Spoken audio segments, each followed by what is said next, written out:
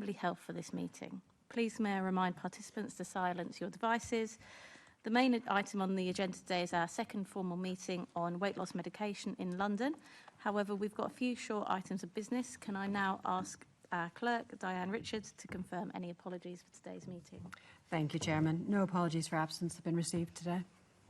Thank you. And on to declarations of interest. We now note the list of offices held by Assembly members. Thank you. Can I also ask members if they have any disclosable pecuniary interests in any specific items on today's agenda? No.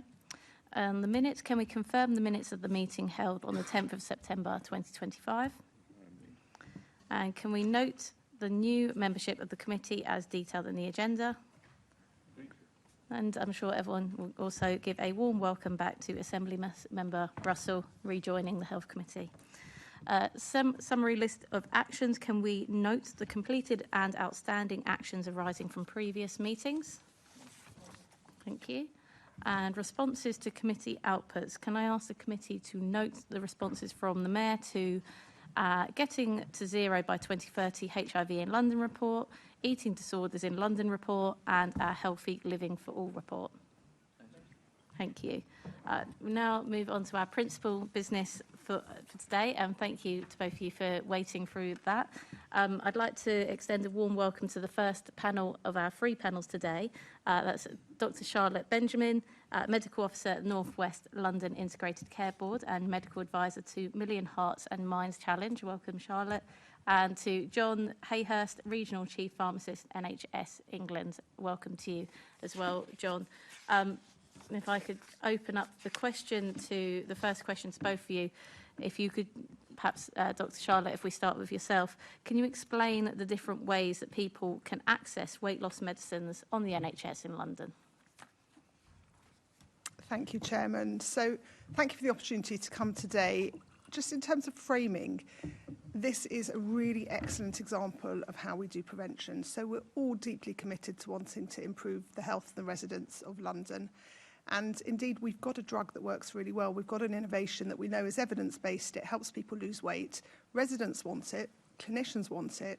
What our challenge is to work out how we do that in an equitable manner and how we do that with our workforce planning, with our resource planning. So I think the lessons that we will be learning from how we roll out weight loss drugs, how in terms of optimum prescribing, we then can actually extrapolate to actually for lots of wider preventative measures to enable us to do that left shift, which is really part of the strategy of NHS. In terms of the newer weight loss drugs in the NHS in London, so there are three main ways that patients can access this. It is, at the moment, the accessibility is for the first cohort of patients who are eligible. So that's patients who have a BMI of over 40 and who have 4 out of 5 comorbidities or health issues. So those qualifying conditions include high blood pressure, high cholesterol, dyslipidemia, obstructive sleep apnea, cardiovascular disease, so heart attacks, having had a stroke, and diabetes. So those are the cohorts for the main drug, which is the one that is the tirzepatide, which we're rolling out. And the way that that can be accessed is we're beginning to have expansion through pilots in GP and community pharmacies. And different of the areas of the ICBs have started implementing this. We have a small amount of provision in our specialist weight management services. That's what we've classically called Tier 3 or Tier 4 weight management services. And we also have something called Right to Choose. So under the NHS, if there is a provider who is providing NHS services, patients who are eligible are able to elect for this, and this is through an electronic referral platform. There are independent sector providers that patients are able to access through Right to Choose. So they're all still small numbers, but those are three different ways that actually patients can access weight loss drugs at the moment in London. Thank you. And John? I just wanted to add, so Charlotte has rightly focused on the newest of the treatments. I just want to say that patients in London have had access to one of the other treatments, semaglutide, via weight management services for a little longer, but those services have been restrained by capacity. But as Charlotte says, the focus at the moment is on the newest of the drugs and widening access to that. as outlined by NICE. Thanks. And if we come on to those accessing weight loss medicines in the NHS in London, through the NHS in London, Charlotte, obviously from your perspective in the North West, the numbers are so much higher than in other ICBs across London and even higher across the national average. Do you know the reasons for that, or is there a way in which that will be equalised? So I think in terms of looking at the data for prescribing, there's data that we collate from primary care, that's from general practice. There's prescribing, there's also data that comes from secondary care, that's the acute hospitals. I think when we look at collating the two together, the prescribing data overall shows a slightly different picture and shows actually that London is doing 12% of prescribing compared with nationally, which is a little lower than we would be expecting. So I think if one looks at the entire data set that we've got access to in terms of for prescribing, actually that is slightly lower than national. We actually, if we look at our prevalence, it is slightly lower in London than it is in the rest of the country. But the aim at them now is really to work out how we go about, as I said, residents really want it. We know clinicians, where appropriate, want to be prescribing it, and actually it's what are the mechanisms to enable us to do it much more easily. So in terms of the current data, how many people would you suggest are now currently accessing weight loss medicines on the NHS in London? I think the previous data set we have is from August 2025. So I'll answer that. So as Charlotte says, we've got different data sets in different places, so we have had to combine them, but we can come up with a good estimate. So we'd say that at this current time, there's probably just over 3,000 patients who are resident in London that are accessing these treatments on the NHS, but that is increasing rapidly. But yeah, if you asked us for today, how many people on the NHS, we'd say a little over 3,000. So just to reiterate, that is combining different data sets. So those patients accessing via the right to choose method, which is the largest cohort of patients at the moment. There's those patients that are going through our specialist weight management service in the hospitals. And then finally, there's a smaller number of patients currently accessing it via their GP. And when we add those three together, it's about 3,000 at the moment. Thanks. And what would you presume is the differences or the reason for such large variation? For example, if you look at the North East and North Cumbria having 12,000, this is again from the August data set, prescriptions compared to more like 4,000 on average in London. So I think it's really important to be clear on the data sets that we're comparing here. So we've certainly got data on the number of prescriptions that are being issued in different parts of the country. Now, when you compare different areas, it's really important that you correct for population. So, for example, if you're comparing London with the southwest of England, London has nearly double the population of that part of England, so you would expect to see nearly double the number of prescriptions. So it is really important to correct for the population when you look at the primary care data, which is numbers of prescriptions. So I'll be clear that when we've looked at this data here, what we haven't done is looked at number of prescriptions, because we wanted to articulate it in terms of numbers of patients. So certainly we could have a different data set where we look at numbers of prescriptions, but it's not always very easy to deduce the number of patients from the number of prescriptions, because one patient may have a prescription for a month's supply of the medication, and another patient might have a prescription every 3 months. So we do need to be careful with the data, but what I think I'd be clear on is the prevalence of obesity, as Charlotte has said, is lower in London than other parts of the country, so we wouldn't expect to see as much. But then, of course, we do have a bigger population too. So comparing the different data sets isn't ideal, but we can do it in a different way if that's what you'd like. I guess what way would you like to do it? And then, so if you're saying that perhaps it reflects per capita what you'd expect to see, but then there's that slight point on you just made at the end around a lower prevalence of obesity in London. I mean, so how would you compare those sets of data, and would you say that the level of prescriptions being issued is adequate across the country and reflective of what you think the population need is? So I think the first thing to say is, as we've said, the majority of patients are accessing this through the right to choose method. So this is where patients are accessing an online service that is commissioned by the NHS in one part of England and therefore is accessible to patients in all parts of England. So I don't think we've got any reason to think that there are different levels of access in different parts of the country to that, because every patient is accessing the same service. So in terms of the largest group of patients, I don't think there is any inequity at the moment, or certainly not that we can detect. Where there is difference is where patients are accessing via the hospital specialist weight management services, because not all ICBs actually commission those. And then certainly when we think about provision through the GP, there is again a lot of variation there. And even in London, we've got ICBs that are at different stages of rolling that out.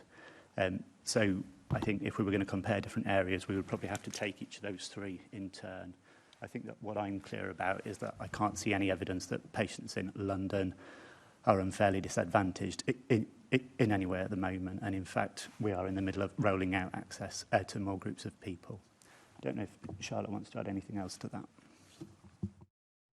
So I think one of the enablers that is going to be helping us to do this over the next couple of years is that there's some national funding coming from Innovate UK, so that's partly government funded and partly Eli Lilly, which is looking to actually do grants for different either ICBs or providers to help with the rollout. So across London, each of the ICBs has submitted a bid that just went in actually this month to actually see can there be funding to look to see how we actually create the pilots, to see how we make it work in innovative ways with working with our workforce, looking to see how we're funding it going forwards, looking at evaluation of it.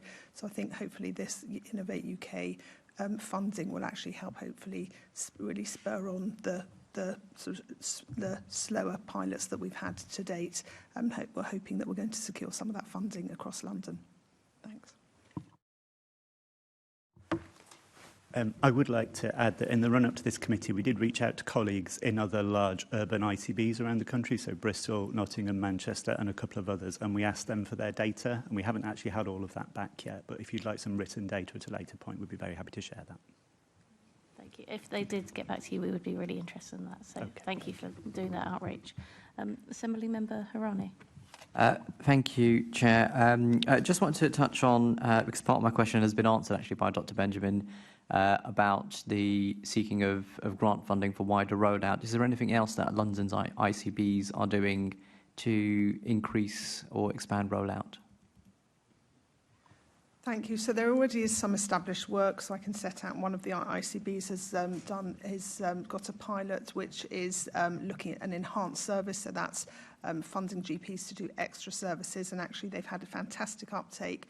96% of the GP practices have opted in. They've had training packages in terms of how to deliver the weight loss drugs. There is familiarity with general practice with prescribing because of the use of these drugs with diabetes, but it needs different training for weight loss. So actually there's been training and there's been just under 800 patients in the first cohort. And already 142 of those have gone through to start treatment. So that's one of the ICBs, that's in southwest London. In terms of North East London is looking to work with their specialist weight management services and expected to be doing provision of the medication from December. The other ICBs are coming behind in terms of rolling out pilot work, hoping particularly to get some of that OPIP Innovate UK funding to help them, enable them to do that. Okay, and just looking at sort of what was mentioned earlier on in terms of those that are considered eligible at the moment. So at the moment, Mounjaro is only available through the NHS for patients who have a BMI of above 40 and a weight-related health condition. Given one of the phrases that you used in your opening remarks, Dr. Benjamin, was about this being about prevention, and given the knock-on impact and all the other health consequences that can be prevented as a result of this, should access to weight loss drugs be increased to prevent emergency health issues that could be associated with the complications that could arise? Absolutely. I mean, the weight loss drugs is part of a holistic approach to weight management, so it's not just about the weight loss drugs, but we know there is an evidence base where people have tried obesity is a chronic illness where people have tried over years the act with dietary advice, with advice about exercise, with psychological support. We know that actually the weight loss drugs help increase by sort of 5 times the ability for people to be able to lose weight. But we know it's part of a wider picture. We know we've got lots of childhood obesity. We know that there are lifestyle issues that actually need tackling. But for the cohorts who would benefit from the drugs, then in terms of it, the first cohort that I mentioned is the highest end of need. So the reason that's been done, that's been guided by NICE, the National Institute for Clinical Excellence, to actually look to see where is there the greatest need. There is this sense that the further left shift you do, the more sense that makes. It's just the numbers get larger. So in terms of the numbers over the subsequent cohorts, each number gets larger. So cohort 2 is those who've got BMI over 35 with 4 comorbidities. Cohort 3 is those who've got a BMI. It decreases with the cohorts decreasing. So in terms of where there is gain for all of those patients, but it's just working out how, in terms of the numbers, how we work out, looking at our resources, how we look at the workforce planning as well to enable us to do this. I think the area is really ripe for innovation, so a lot of areas have been looking at digital platforms. Some of the independent sector use digital platforms. That isn't suitable for everyone. We have to have alternatives where that's not suitable for people, but it's looking to see actually how can we ensure that the largest number of people get the most benefit from this great innovation, and actually moving forwards, doing the traditional model of how we're delivering care probably isn't going to do it, because general practice isn't sitting with lots of time for same-day access or for chronic disease management. So we really need to enable us through use of community pharmacies, through use of digital platforms, and through looking at doing multidisciplinary teams working in a different way to how we can actually maximise the patients who can access this treatment through the NHS. Okay. And for ICB areas where we have fewer individuals accessing weight loss drugs, are you also tracking how many in those particular areas are accessing it privately? It's probably best if I answer that. The NHS doesn't routinely have any access to data from services that are not operating under the NHS. So we know that very large numbers of patients are accessing these treatments privately, but that is largely anecdotal, I would say. If you don't mind me saying, I think we all know somebody who's accessing these treatments privately. It's become very much something spoken about in the public domain, something that you see advertised on social media all the time. So we do know that they're very large numbers. It's worth saying that the last time that we did have any sight of information on access via private methods, so this was looking at data from wholesalers that looked at the amount of medication they were supplying to pharmacies. And then because the NHS data is known, you basically just take one away from the other. And it was very clear, this is some time ago now, but the numbers of people around the country accessing the treatments was in the low hundreds of thousands at that point. And that's actually some time ago now. Okay. And just turning to some information from NICE, which was referred to earlier, just looking at some of their estimates, they estimate that 220,000 individuals will receive Mounjaro on the NHS by 2028. So that's a national figure. But do you know how many of these are projected to be in London? We do. So we've got a good estimate, and we've checked this in a couple of ways. The figure for London at the end of the 3-year period, so I should say in 2028, would be in the region of 35 to 40,000 in London. So to be clear, by the end of the 27-28 year, we would be looking for that many Londoners to be accessing this treatment on the NHS if everything goes to plan. Okay, and where we are today, do you feel that we're on track to meet that estimate? There's certainly some risk around it. I think we can certainly see how constrained services are and how constrained funding is. But I think over the 3-year period, I believe the NHS in London will get there, yes. And indeed, it is required to. Okay. I don't know if you want to add anything there, Charlotte.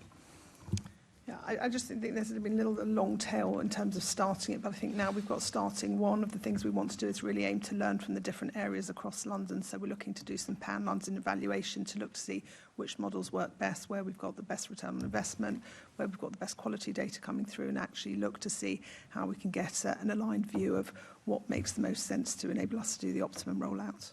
Okay. So it's very much sort of slow rollout at the beginning, and then you're expecting a rapid rise once you feel that you've got the system or the way of delivering it to patients best. Good. I just add to what Charlotte said before. You know, eventually it would be good for patients to be able to access these treatments via a digital platform or other platforms that allow large numbers of patients to access them in a safe way within a relatively short space of time. I think it's worth bearing in mind that when the NICE guidance on tirzepatide was published in December last year, it did implicate that there'd be 3.4 million patients in England that would require access to these treatments after 3 months. And, you know, the NHS has a lot of competing priorities. We absolutely would like to deliver that, but that is why NHS England asked for the rollout that we've got, which is, as Charlotte has said, making sure that those patients that will benefit the most are at the front of the queue effectively. But yeah. Thank you. We're now going to move on to talking about wraparound care, and I'll pass over to Assembly Member Russell. Thank you. And at a previous meeting, the committee heard evidence about the importance of wraparound care, particularly in terms of improving the way people stick to the treatment, long-term weight loss, and also clinical safety. So the committee also heard that wraparound care is not consistently available for patients accessing weight loss medicines on the NHS in London. So to both of you, why is this, and what steps are ICBs taking to improve the situation? Thank you. So, I mean, wraparound care, as you referenced, you've heard about it in one of the previous Assembly meetings, is key because just the drugs by themselves are not the answer. So we need to look to, along with the drugs, actually to monitor them, to ensure that people are having them safely, but also to enable the behavioural change that goes along with it, the activity change, and dietary and nutritional advice to really support that. Otherwise, you can end up doing harm with these medications. So the wraparound care is really crucial. There is now some national digital offer for wraparound care, which it is based on the diabetes programme that has been well established. So that is beginning to be accessible. In terms of locally, one of the ICBs has been South West London with the enhanced services doing a local model of integrated wraparound care. We know that patients have a preference for that. So we're looking to get early data to see actually what, in terms of how successful that is. So looking to see how many patients remain in treatment, how many patients then looking to gather the data as the months go on, how many patients then are doing are actually ensuring they have adequate weight loss. So looking really to learn, I think there will be different models in different ICBs across London, and actually really looking, as I said, to get that pan-London evaluation for which work better. So we don't have an answer at the moment to say one looks better than the other. We know definitely there will be a role. There is a growing evidence base that there is there is evidence for success of digital wraparound platforms. Can you just explain what a digital wraparound platform how's that different from more face-to-face wraparound? So digital is done virtually. Patients can engage with this, there are different modules in terms of for helping support from a psychological perspective, helping to motivate people for weight loss, and giving some nutritional advice as well. So this can be done at a patient in time that is suitable for a patient.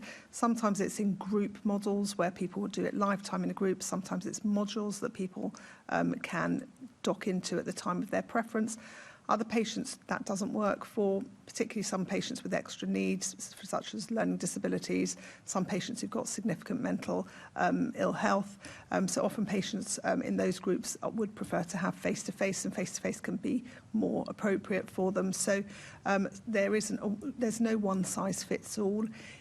obviously with And something sorry, the digital, I'm just trying to really understand exactly. So some of them are in groups, so that's like an online meeting where there's someone actually running a session, but you also seem to suggest that people do it individually at a time that suits them. So is that just like working through like a kind of, sort of an online survey or something? Yeah, so education models. And I think the key and the big is actually when you do the assessment for patients, working out which actually fits, which actually is most suitable for a patient. So there is a suite that's being across nationally and internationally of different types of modes of delivery of wraparound care. So at the moment across the country, people are looking at different modes and looking to see actually, as I said, to gain the evidence to see which is best. And the likelihood is that there will be a suite of interventions that we offer because there's variety in the patients, and there is no point in just giving patients the medication and not giving them the support. We won't get the right outcomes we need. So it's about looking to see how do we get the evidence to actually work out which patient is most suitable for which intervention for wraparounds. And what's your timescale for getting that data?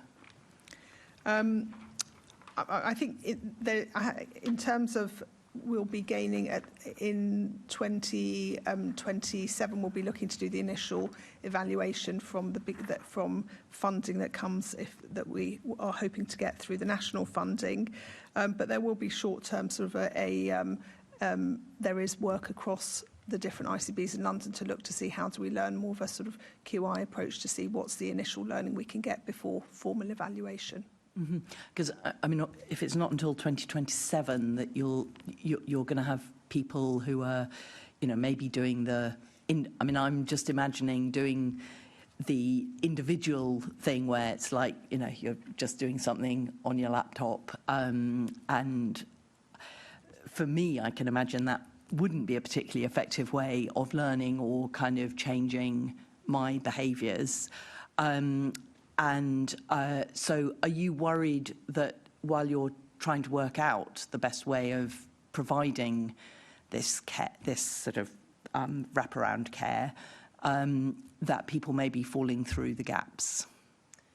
So, I mean, I think we will need to have enough data to enable us to do a substantial evaluation. So that's why I've signalled 2027. But as I said, there is nimble learning to do as we go. But there is also the opportunity that actually regular monitoring and follow-up, if we see that a patient actually isn't suitable and their weight isn't improving on a particular modality of wraparound support, there will be the option for people to then intervene and do something different. So I think that's the sort of holistic and personalised nature to what we're wanting to actually deliver. Thank you. John, did you have anything you wanted to add?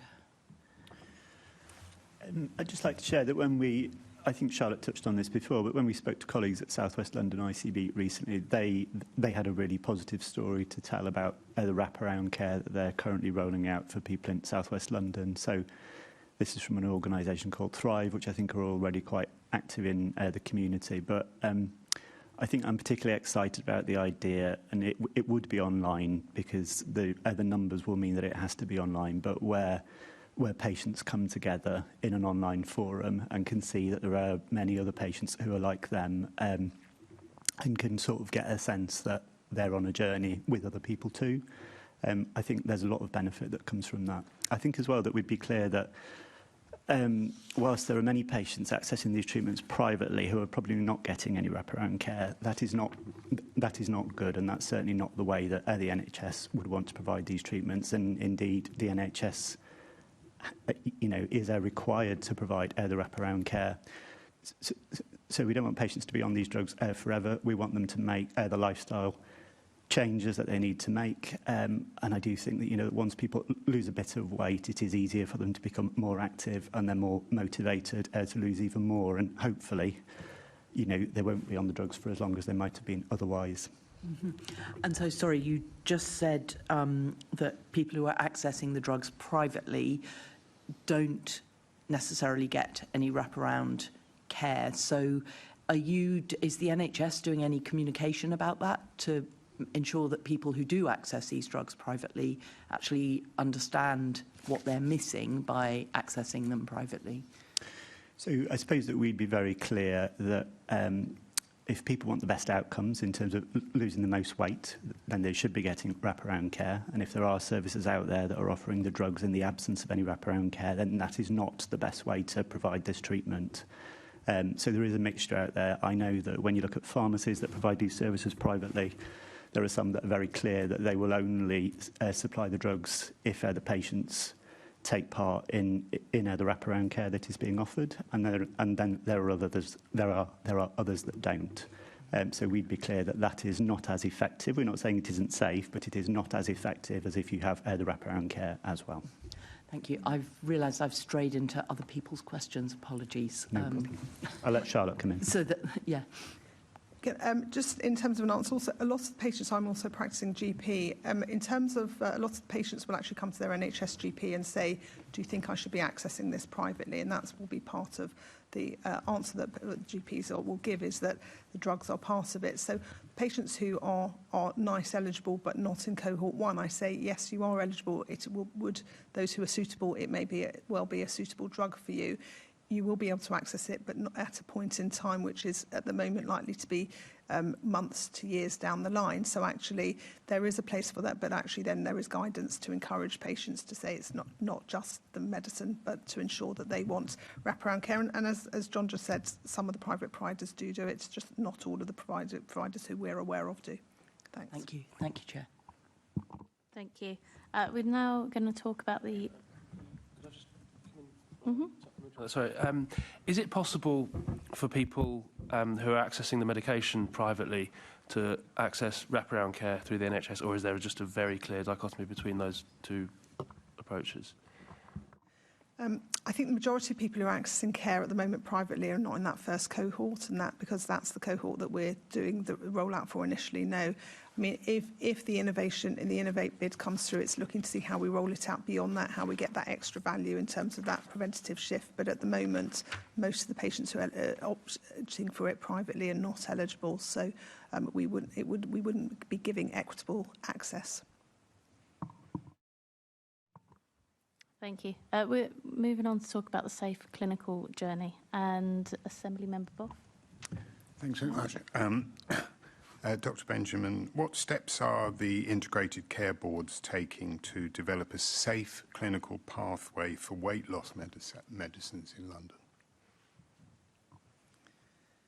Thank you. So there are every ICB is looking to work out how they deliver this, and as I gave examples already, that one of the ICBs is doing pilot across primary care, looking to do primary care training, where they've got majority of their practices, over 90% of the practices have taken this up. So as part of the training, what's involved is looking to see which patients are eligible.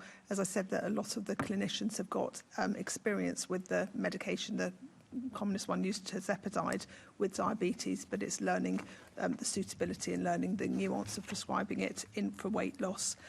In terms of then as what else is expected, patients have to have assessments, and there's monitoring, and alongside this there'll be the working with the medicines optimisations team to ensure that there's the governance around the regulation, so the NICE and NHS guidelines are adhered to, looking to see that there's multidisciplinary team involvement. It isn't just one clinician that's able to deliver this by themselves.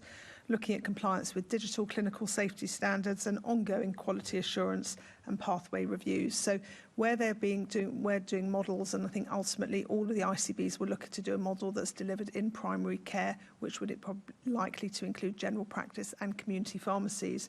Those are the elements they'll be doing. The evidence coming through from South West is that they've started this already, so there is learning to share across the ICBs.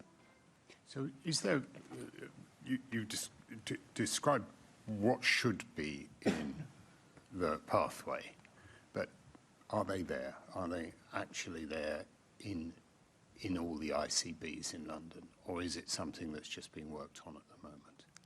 So where they're working to create new pathways, that's being worked on. Where they're the existing pathways, so we've referenced already the small numbers going through the specialist weight management service. They're already providers who are standards of either community or secondary care or tertiary care providers that they're already contracts with.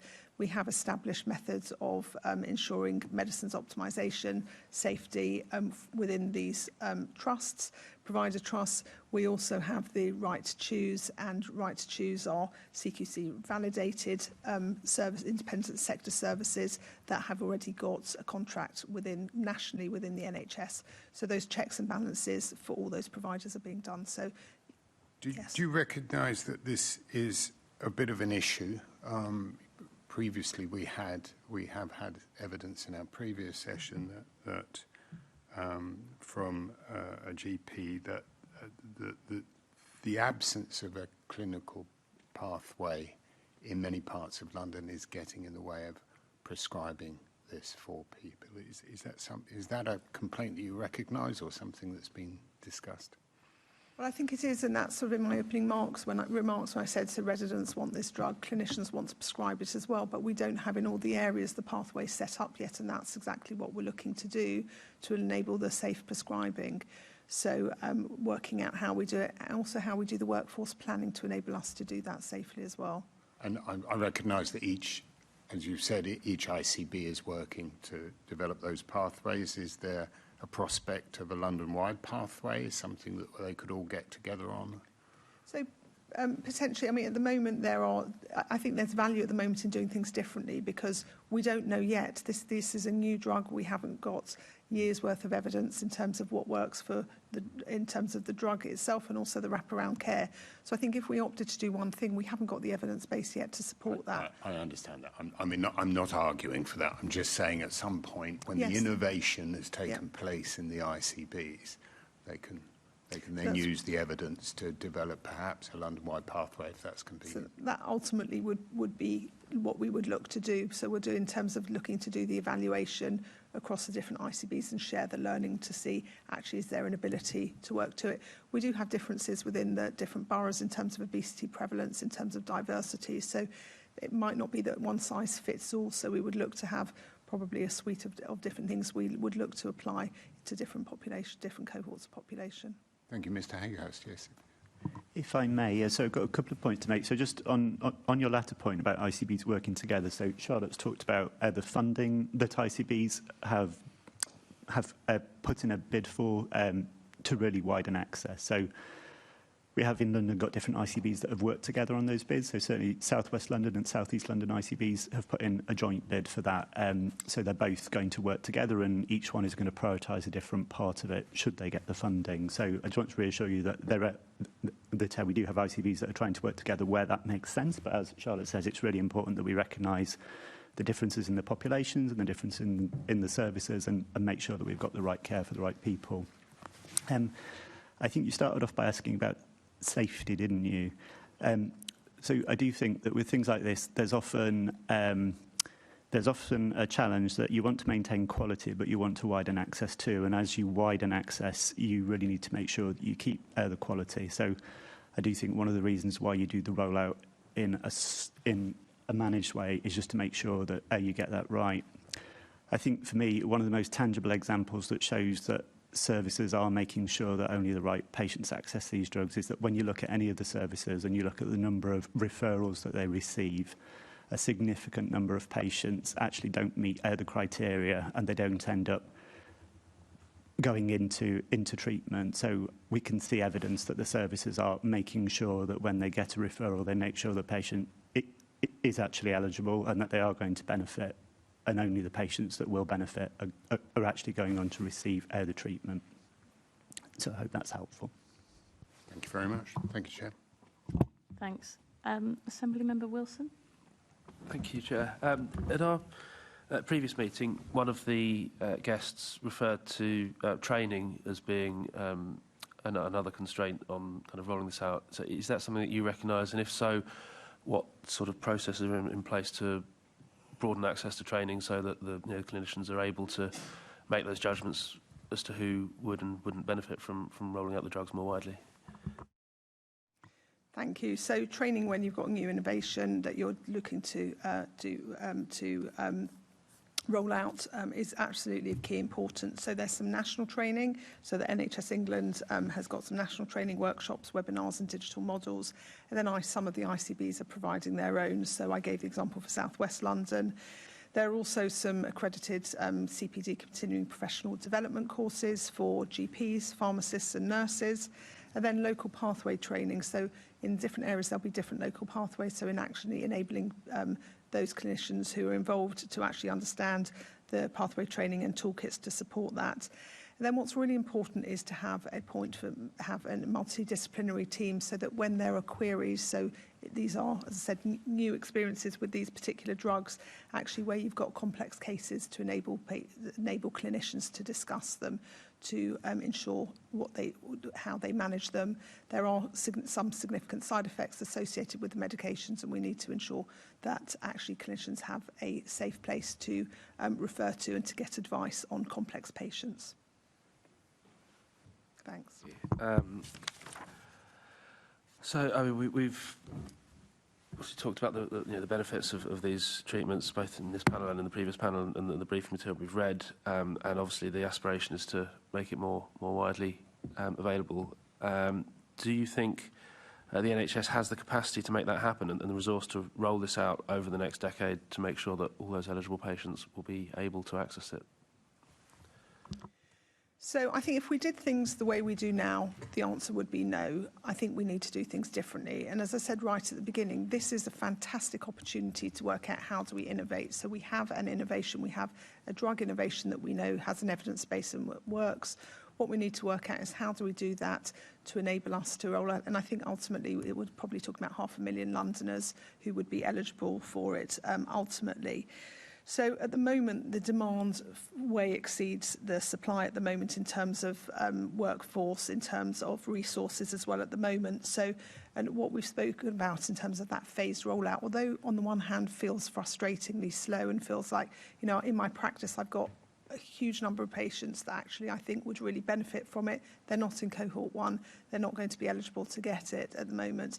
But actually we need to do that rollout in a staged way to ensure actually we don't burn out the workforce that we've got, that we enable, they have to look at how they integrate this with the other long-term disease management. We also know for primary care there's a huge pressure on same-day access, which is really important to get right. So it's that balance that we're looking to do with our workforce. And then it's also looking to see it with our resources. We know ultimately this will long-term unlock resources that will come out. We know that the evidence is coming out that we're seeing actually there are some increased benefits already at a year, 2 years, reduced need to prescribing some of the diabetes medication, reduced blood pressure medication as people lose weight, as people become more active as well. So we know the benefit will be there. It's in the modelling to enable how do we do this safely so that we can ensure that we don't just do it chaotically. Also, we know that actually this doesn't impact residents equally. There is more obesity in diverse and in deprived populations, so we need to ensure how do we do it equitably.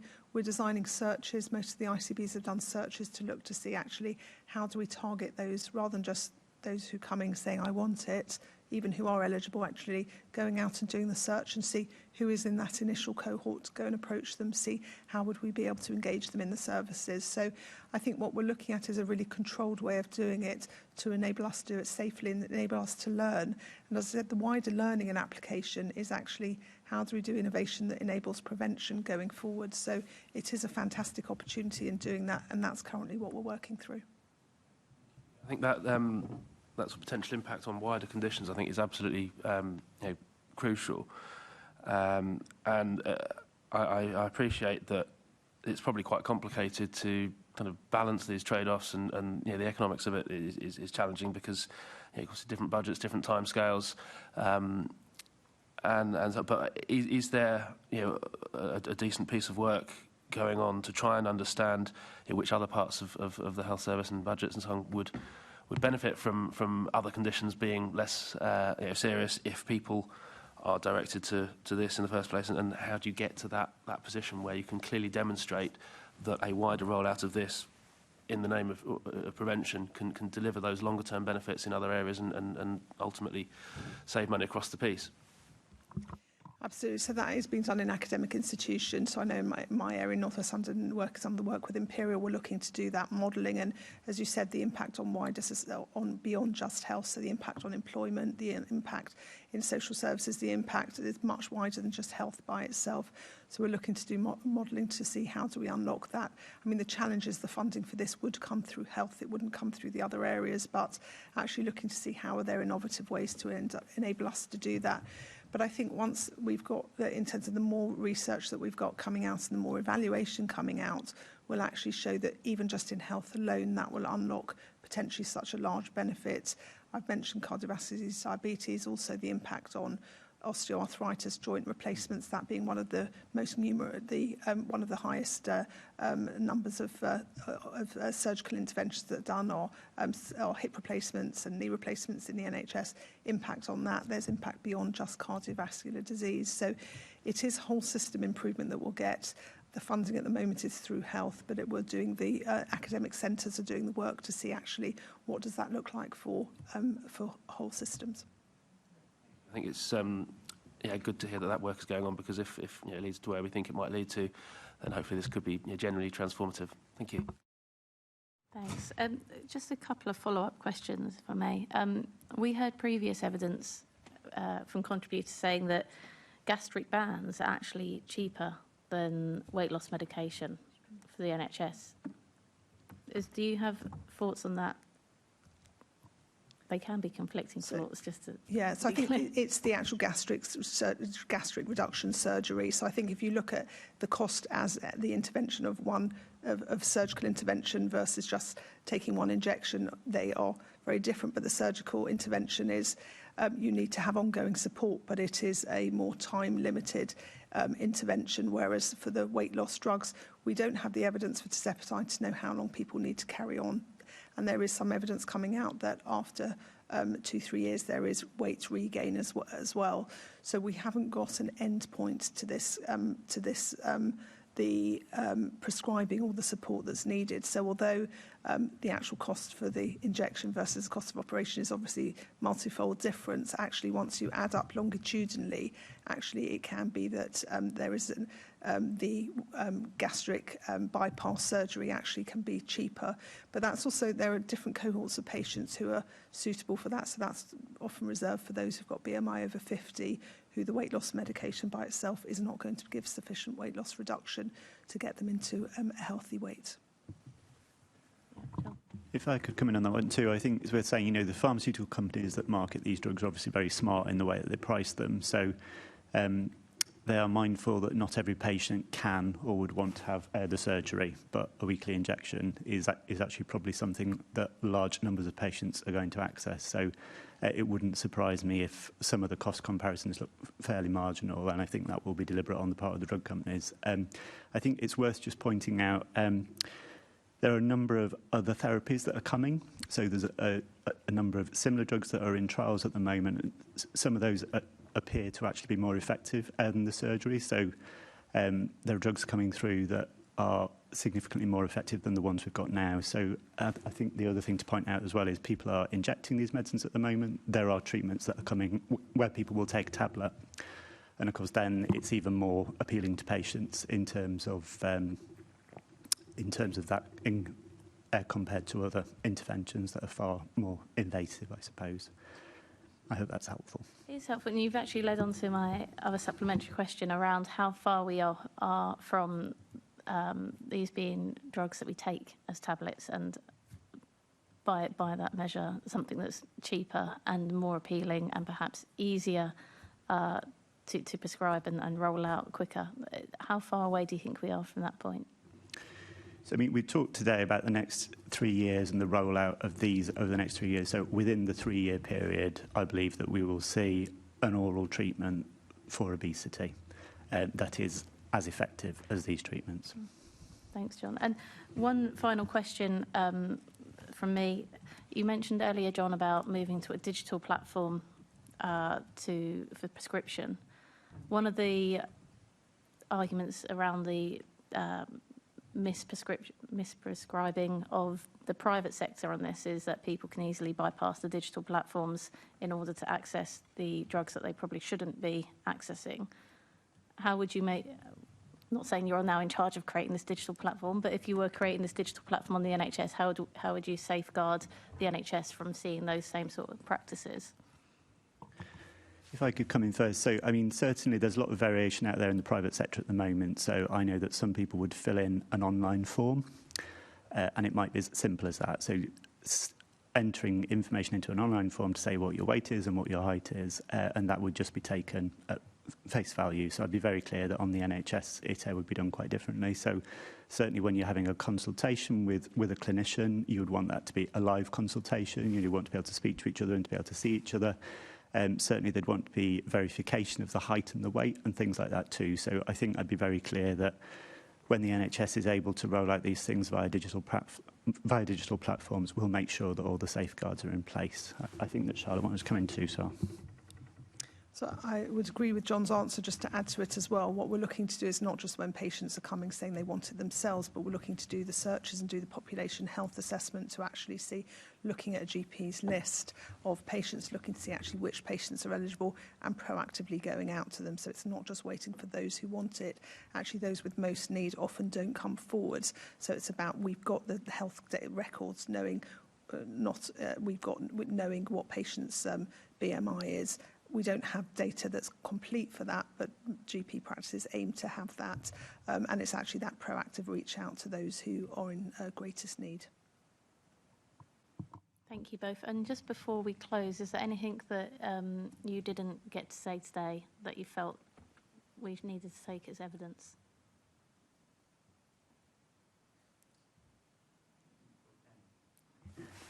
I think that we've probably said it. I think I'll just say again, you know, this is absolutely something that we want to deliver for Londoners, and we will, but we absolutely want to get it right, and we want to do it in a way that respects the resources that we've got. So I just reiterate that it must seem incredibly frustrating for patients that they can see these medicines are available privately, relatively readily available via that route, and the NHS route feels very constrained. But I'm very clear, as Charlotte has said, that rather than giving these drugs to the people that want them the most, we are actually trying to get them to the patients that need them the most. Want to add anything, Cole? I think John said that perfectly, but I think the fact that it's taken, you had the Assembly here, just shows the importance of this. It is really key. If we can actually improve obesity rates, if we can, across London, that will have a huge impact in health and actually employment and holistically for patients, for residents' lives. So really thank you very much for the opportunity for coming to talk about it today. Thank you so much as well for giving us your time today. That was really helpful and a good way to start off the first of our 3 panels today. So with that, I'll bring this section of the session to a close. And thank you again, John Hayhurst and Dr. Charlotte Benjamin, for joining us today. We really value your evidence, so thank you so much for that. And the committee will now take a short adjournment of about 7 minutes and be back here at 11. I know, 7 treats. Okay.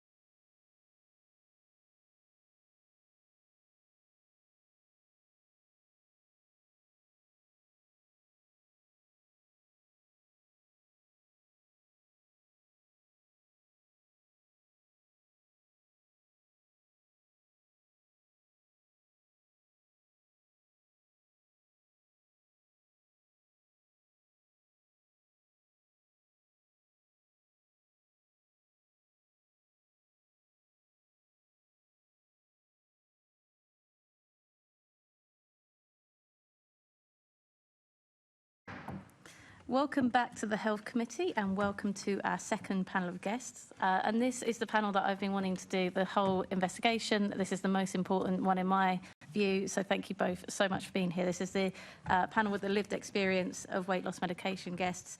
So I'd like to welcome Nadia Isaac and Paul Sinclair to the chamber. Thank you both so much for taking the time to be with us today.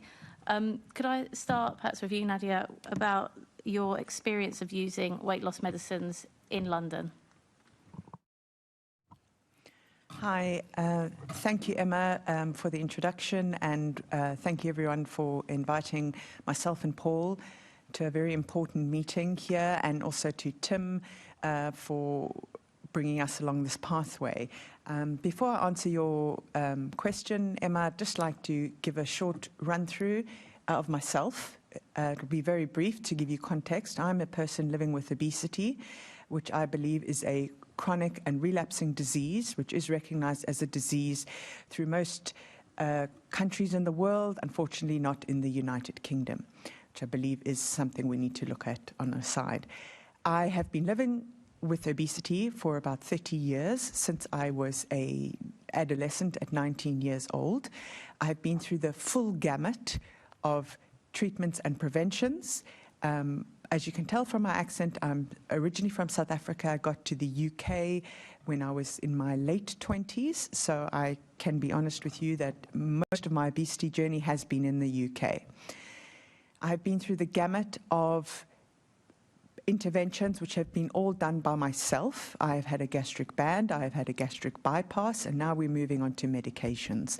So I do believe that I'm fully experienced to talk about this, as is Paul. We all have our different experiences, and we hope to bring that across to you.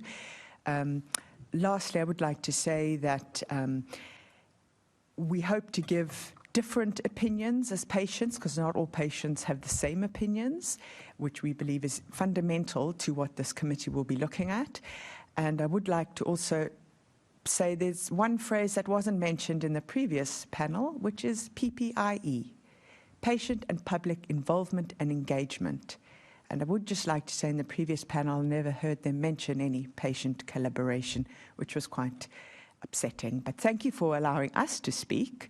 And just to go on to my experiences of using GLP-1 medications in London, I am currently not on a GLP-1 medication because last year and I'm still under the advice of my bariatric surgery at UCLH in London, I wasn't eligible for it based on my previous histories.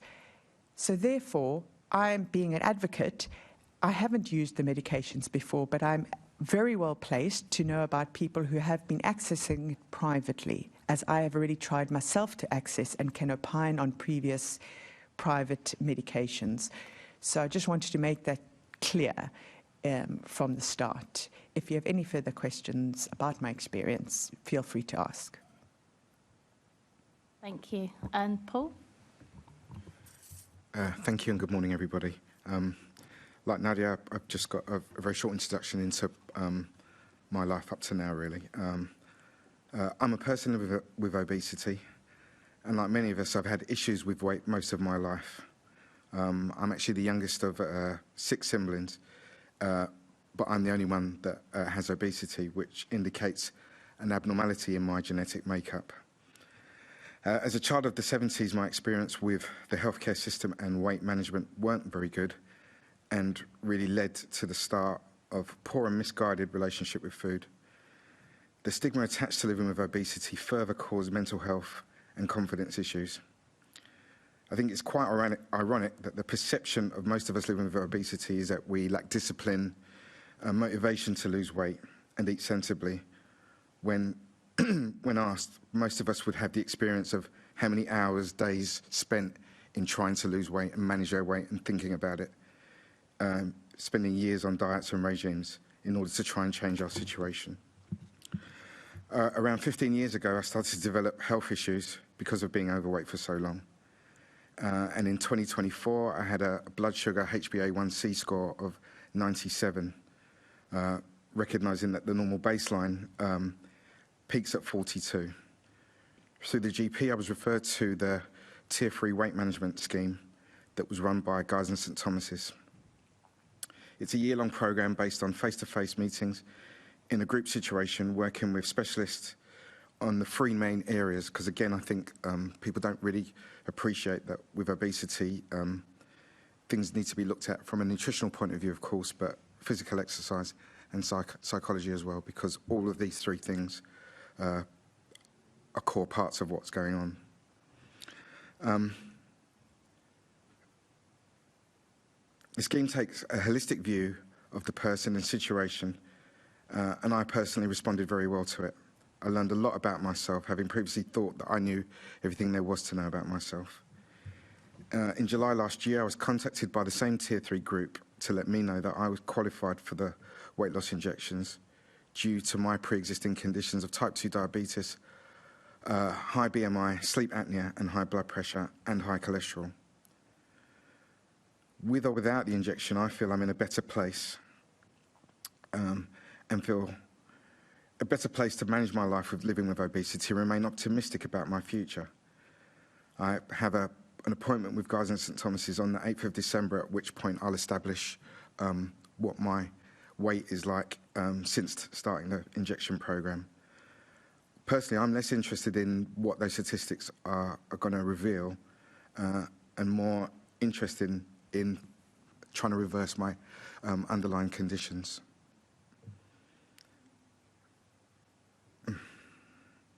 Before starting the injections, my HbA1c was 43, just 1 point above normal. This is my motivation for taking the injections and to increase my life expectancy and reverse all the conditions, as I've said.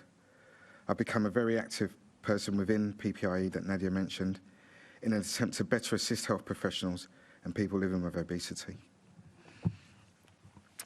So in answer to the question about my experience using GLP-1 medicines in London, they've been largely positive for me.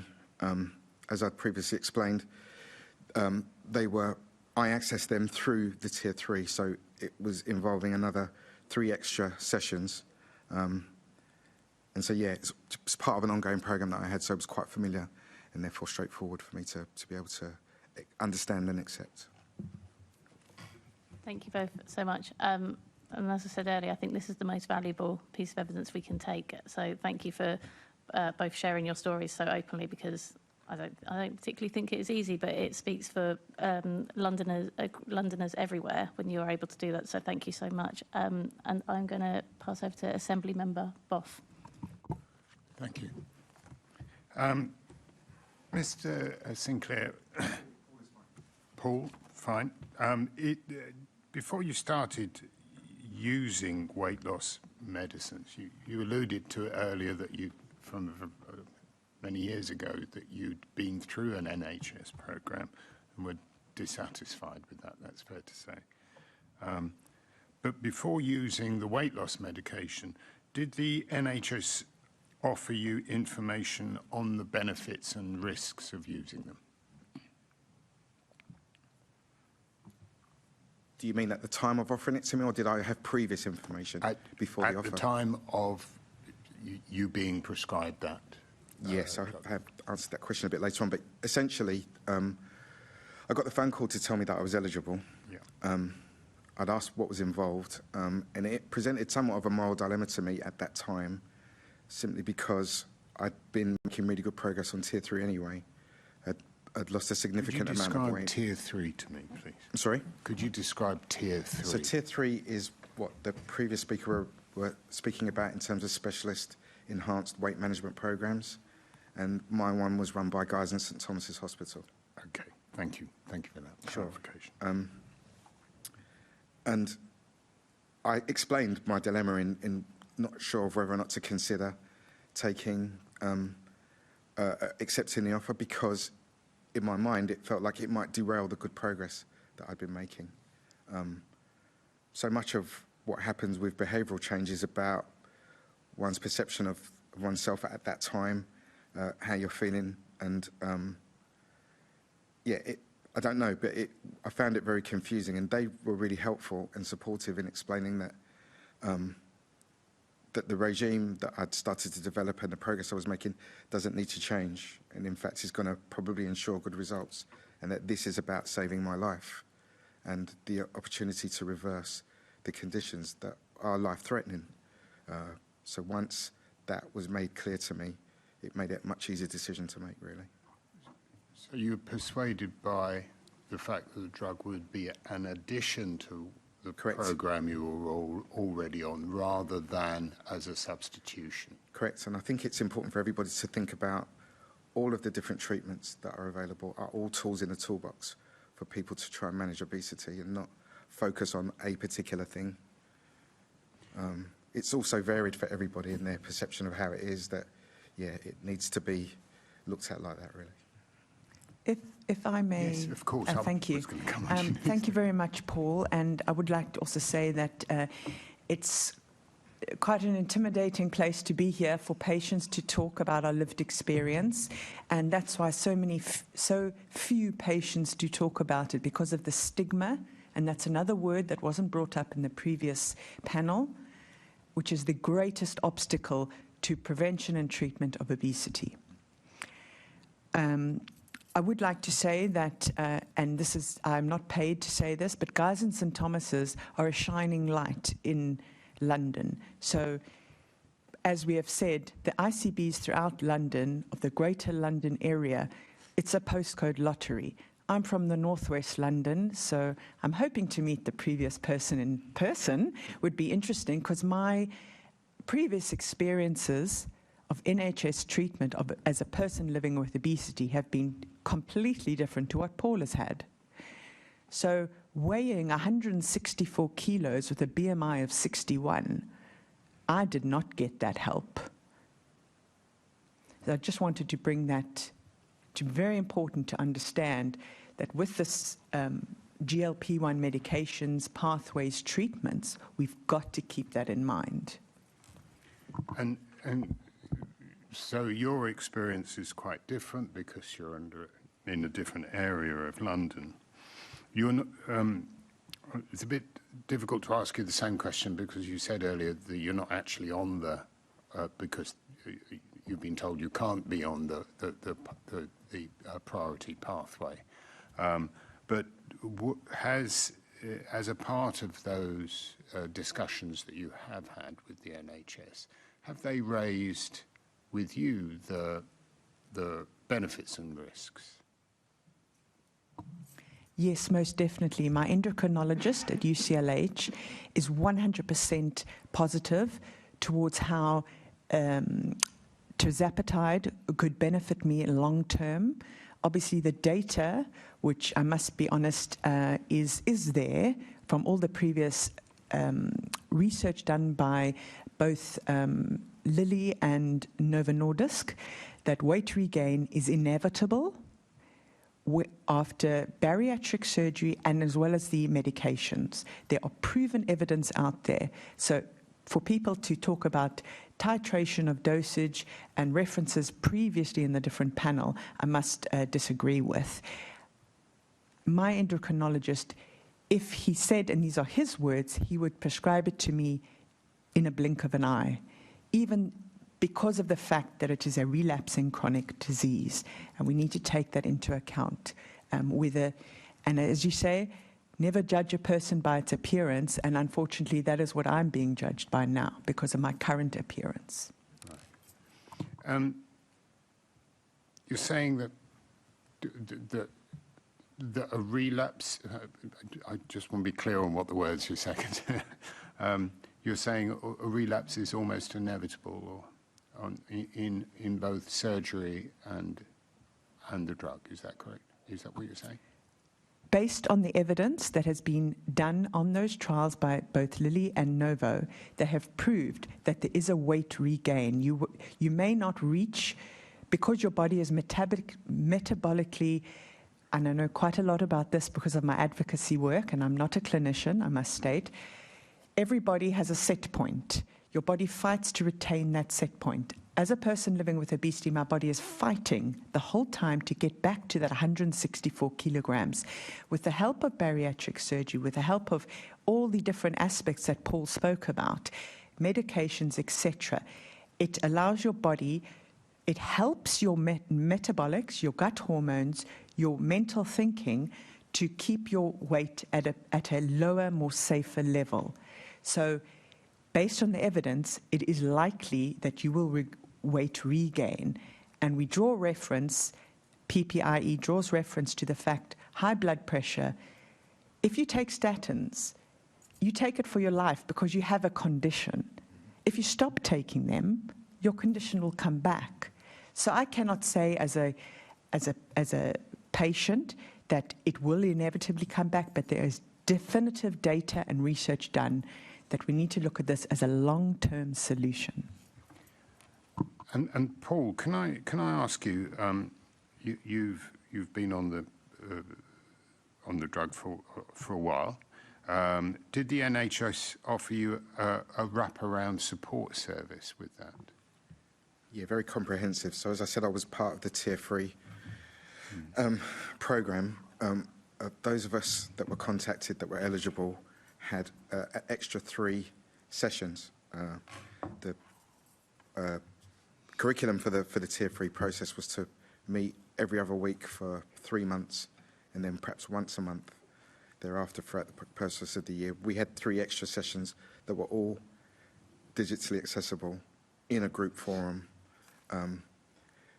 focusing on those 3 main areas. So the first one was about nutrition, so things to try and think about in terms of meal planning, how that's going to work. The second was around exercises that are going to help, because with rapid weight loss, there's muscle wastage and what have you, and so there's specific exercises that are going to help try and avoid that to keep muscle mass. And then the third session was around psychological behaviour and aspects. But within each of those 3 additional sessions, there were at least 20 minutes for everybody within the group to talk about their reflections from the previous meeting, about how they were feeling, what side effects they had. And I found that really beneficial and informative, because this is the thing, we've all got these underlying health conditions, we've all got obesity, we've all got similar BMIs and what have you, but everybody's manifestation of that is completely different. Everybody's reactions and side effects were completely different. And it had for me, a really good normalising effect to understand I wasn't the only one feeling nauseous and other stuff, and other people were having other things that were happening to them. So, yeah, the wraparound care was amazing for me. And do you think the rollout of the weight loss medicines in London is fast enough? It's a very difficult situation. It's a very complex situation, and I tend to agree with the previous speakers. I'd rather it would be done correctly rather than done quickly, because I don't think you can have both. So here is where I beg to disagree with Paul. I have been talking about the GLP-1 medications since before even they were agreed by NICE. I had the opportunity to speak at the BOMS conferences, which is the British Obesity Metabolic Surgical Society, of which I am a PPIE member and sat on one of their committees, with Professor Rachel Batterham. And we spoke about these medications and how effective they could be. So in terms of rollout and how the NHS is doing this, I believe that we have a serious pandemic here. And the fact that it is not being rolled out in a correct manner because of NHS's England fear of having 4 million people descend upon them saying that they have a disease, I think is not showing equitable access to health. I think that what we need to do, the evidence is there, the data is there. We base it on bariatric surgeries, of which the metabolics of the GLP-1s is mimicked upon. However, the GLP-1s have a lower success rate than bariatric surgeries. However, bariatric surgeries, which produce the gastric bypass, have a rate of a 22% weight loss, which obviously then expand onto all the other different comorbidities. With the GLP-1s, it is a lower success rate of weight loss, but nothing was ever done about increasing bariatric surgeries within the United Kingdom. We still sit at 5,000 per year as opposed to 55,000 in European countries. So why does that now, do we have any faith in NHS England in using these GLP-1 medications to roll it out? So as a patient, I am very frustrated and scared that we still will be just put aside because it's obesity and we should eat less and exercise more. And you sat in on the evidence earlier, but do you also recognise that those wraparound services are very important to those taking the drugs? 1,000% agree. And they have to be paid for. Yes, that is part and parcel. For instance, look at chemotherapy. They're not just going to stick you on some stuff and then just throw you out. And that happens with all other diseases. I say disease because that is my opinion. Wraparound services are essential. I received that at UCLH with my bariatric surgery. It was excellent. Again, a shining light in London. But they must be monitored and regulated. They should be mandatory, whether it's private or public. Is it very easy to get hold of illicit drugs? Paul? I've no first-hand knowledge of it myself, but as the pharmacist had explained earlier, I've had countless accounts from people first-hand about their ability to get it. So yes. I think if things need to be improved, it's the ease of accessibility for people to make that choice. I don't understand why there isn't an extra layer of regulation about that's not running through the GP so that it's being handled in the right way, because then there wouldn't be so much of a problem about the fact that people can elect to choose it. It seems unregulated to me.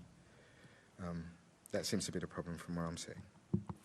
Thanks, Paul. I think here's where I can opine because I was turned down, I wasn't eligible, and also because of my advocacy, I have a very good opportunity to speak to many different patients of different ethnic backgrounds, socioeconomic backgrounds, etc., who, number one, want to access it privately, and also because they cannot access it privately due to cost, they go illicit. So I think we need to understand that both private and illicit could fall into the same category.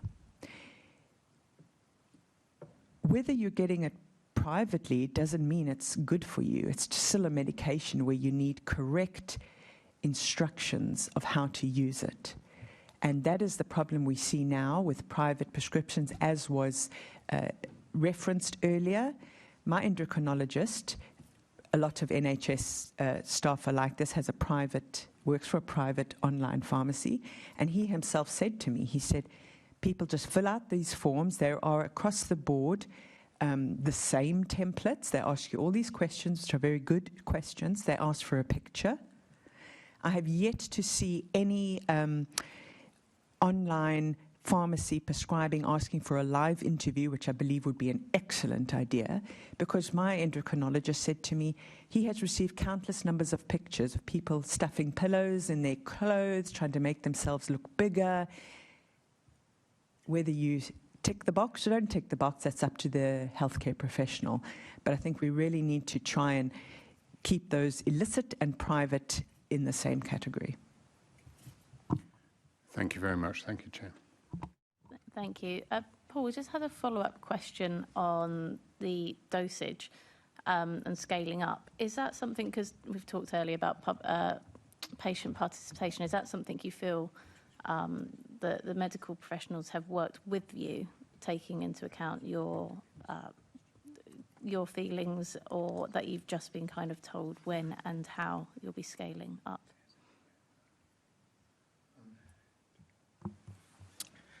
So yeah, I felt complicit in the process in that they explained that I would start on 5 milligrams, moving to 7.5 and then to 10. There's a reassessment and then 10.5 or 10, 12.5 to 15. And on on the 8th of December, will then check my weight and assess, because at that point, they will then need to make sure that I've lost a certain percentage of weight to then carry on for the next 18 months. I think at any point we were able to talk about whether or not how we might be feeling. As I move up the doses, there's a certain amount of nausea and discomfort that I feel. And I feel pretty much now at 12.5, I may be at the point where I wouldn't want to titrate to 15. I've not quite made that decision yet. I've got another dose to go, and I'm considering whether or not to get back in touch with guys to say that I'm at my point. And I think I'm available to say, I think it's okay for me to say that, at which point they'll give me another prescription for another month's worth at that rate. So, yeah, I feel that that's collaborative. Brilliant. Thank you, Paul. Assembly Member Ahmed. Thank you, Chair. Good morning. And can I thank you for being here? I thought, Nadia, when you talked about it being quite intimidating, I absolutely appreciate that, and I'm sure everybody in the committee does as well. I'd like to just ask you, Nadia, about something. You've talked about obesity being a disease. The NHS doesn't appear to recognise that it is they don't agree with you on this, and certainly we haven't heard from any of the medical professionals in this investigation about it or being referred to as a disease. Could you tell me, in your opinion, why you think that is? And if you want it recognised, if it should be recognised, how does that need to happen? Wow, that's quite a question.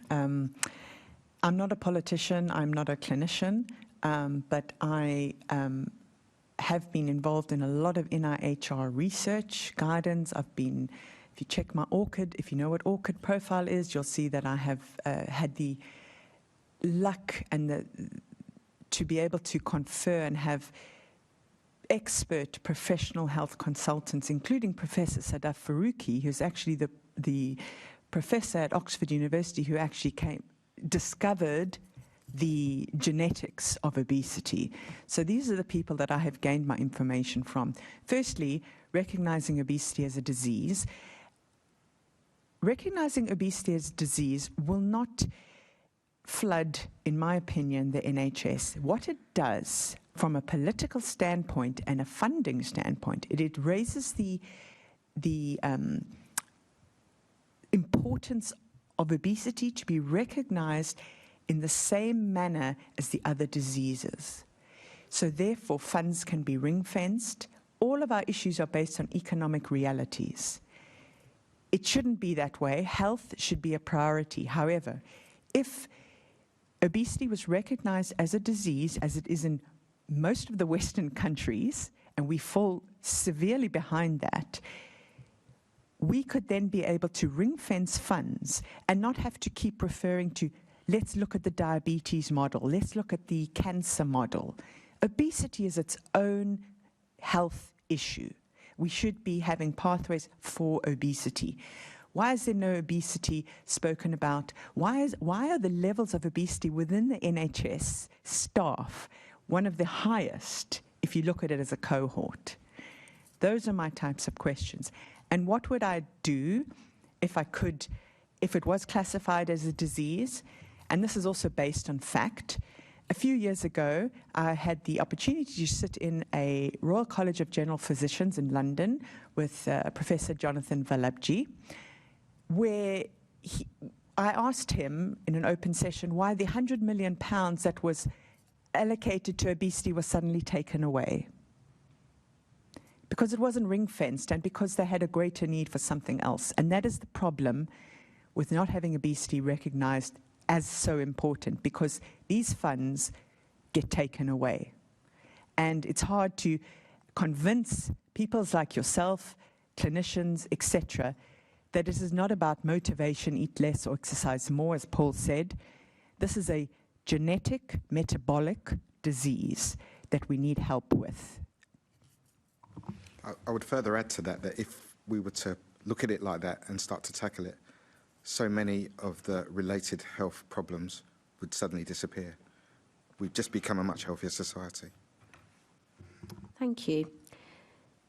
Could I ask, and you might not be able to answer this, and I totally appreciate that, but do you think there is a two-tier system for weight loss medication in London, given the gradual NHS rollout and the cost for medicines privately? Succinctly, yes. Yeah, definitely.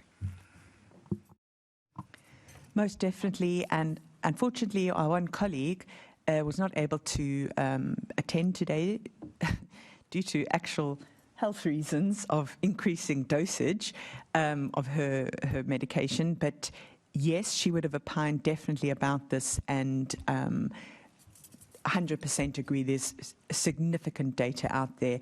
I would like to mention that in Northwest London, about 2 weeks ago, I was at my community library. I'm very active in community projects.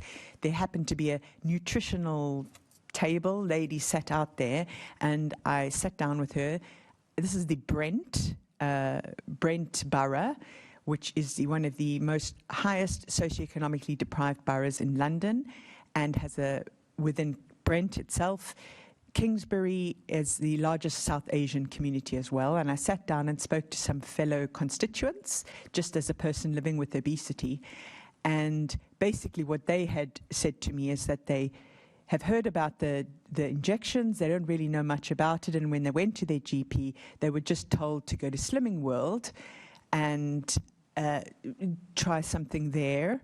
There was no follow-up from their GP of any form, and when this lady, who is about 65 years old, with a husband who's 75 years old, who has very bad obesity as well, as a South Asian, she was told to eat a Mediterranean diet, which just puts that all out of, there's no, in terms of support, two-tier system. If you have the knowledge, the ability and the money, yes, you may regain your health, but other than that, you are severely disadvantaged. Thank you. What action would you like to see to increase access to weight loss medicine in London? What can be done?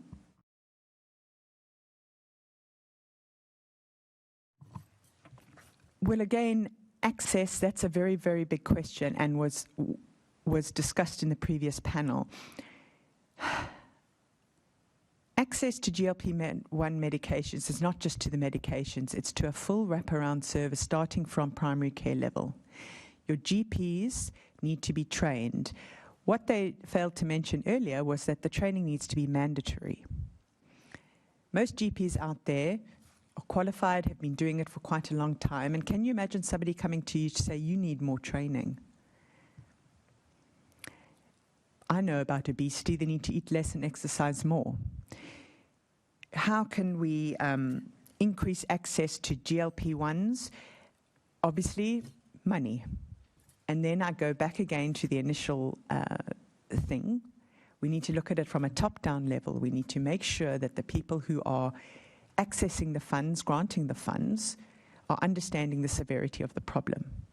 Unfortunately, working from the bottom up hasn't worked. 27 policies later, indicated in a paper published by Dolly von Tulleken a few years back, showed. So essentially we are doing something wrong. But in the capitalistic system, what we work here, it is all about money. And it should be a cross-party policy that how we increase access is providing equitable treatment from primary care. It's not just about the medications, it's about looking at these pathways and making sure we are doing it correctly, as Paul said. Not too fast, but make sure it's done correctly. Thank you. And thank you for your previous comments about Guy's and St Thomas's. Your previous positive comments falls within my constituency of Lambeth and Southwark, and I absolutely agree. Guy's and St Thomas's are a shining light on so many different issues. Thank you. Thank you, Chair. Thank you. Obviously, as you mentioned, we were going to have more testimony on the private providers, so you can put a wide pass on these questions if not able to, or feel you don't want to respond. But Nadia, perhaps because you said you've had more conversations with people that have undergone gone through the private sector, I wonder if you would be able to share whether you think that people are getting told about the benefits and risks at the point of signing up privately in the same way that Paul described receiving that information from the NHS. I'm fortunate enough to have Paul telling me all about the NHS, and it makes me so happy to hear that. However, I have many friends now who are accessing GLP-1s privately, and I would say they are classed in the obese 1 category, if you know what that's from a BMI of 30 to 35, essentially wanting to lose about 2 stone. None of them, and these are, should I say, English-speaking, intelligent females, know anything about the GLP-1 medications. They're getting them through licensed pharmacies. They fill out those forms. They send in their pictures. They know nothing about nutritional behavioral change, environmental change, the pressures of looking at food labels, how we are have an obesogenic environment. Not one of them know about that. And they all talk about, oh, when I've lost the weight, I can stop taking the medications. It frightens me very much because it is their health that they're taking risks with.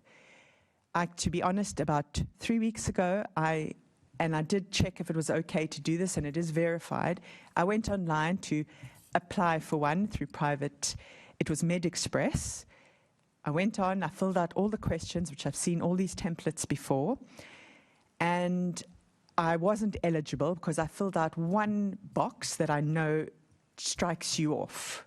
This is from a study that Paul and I are involved in, an NIHR grant called Renew, which I encourage you to look up on, which talks about the rolling out of digital access to GLP-1 medications through the NHS as a additional to the Tier 3 management in person. Back to MedExpress, basically, I then got a straightaway email saying I'm not eligible. That's it. You are not eligible for the drug through MedExpress. Didn't get a reason why.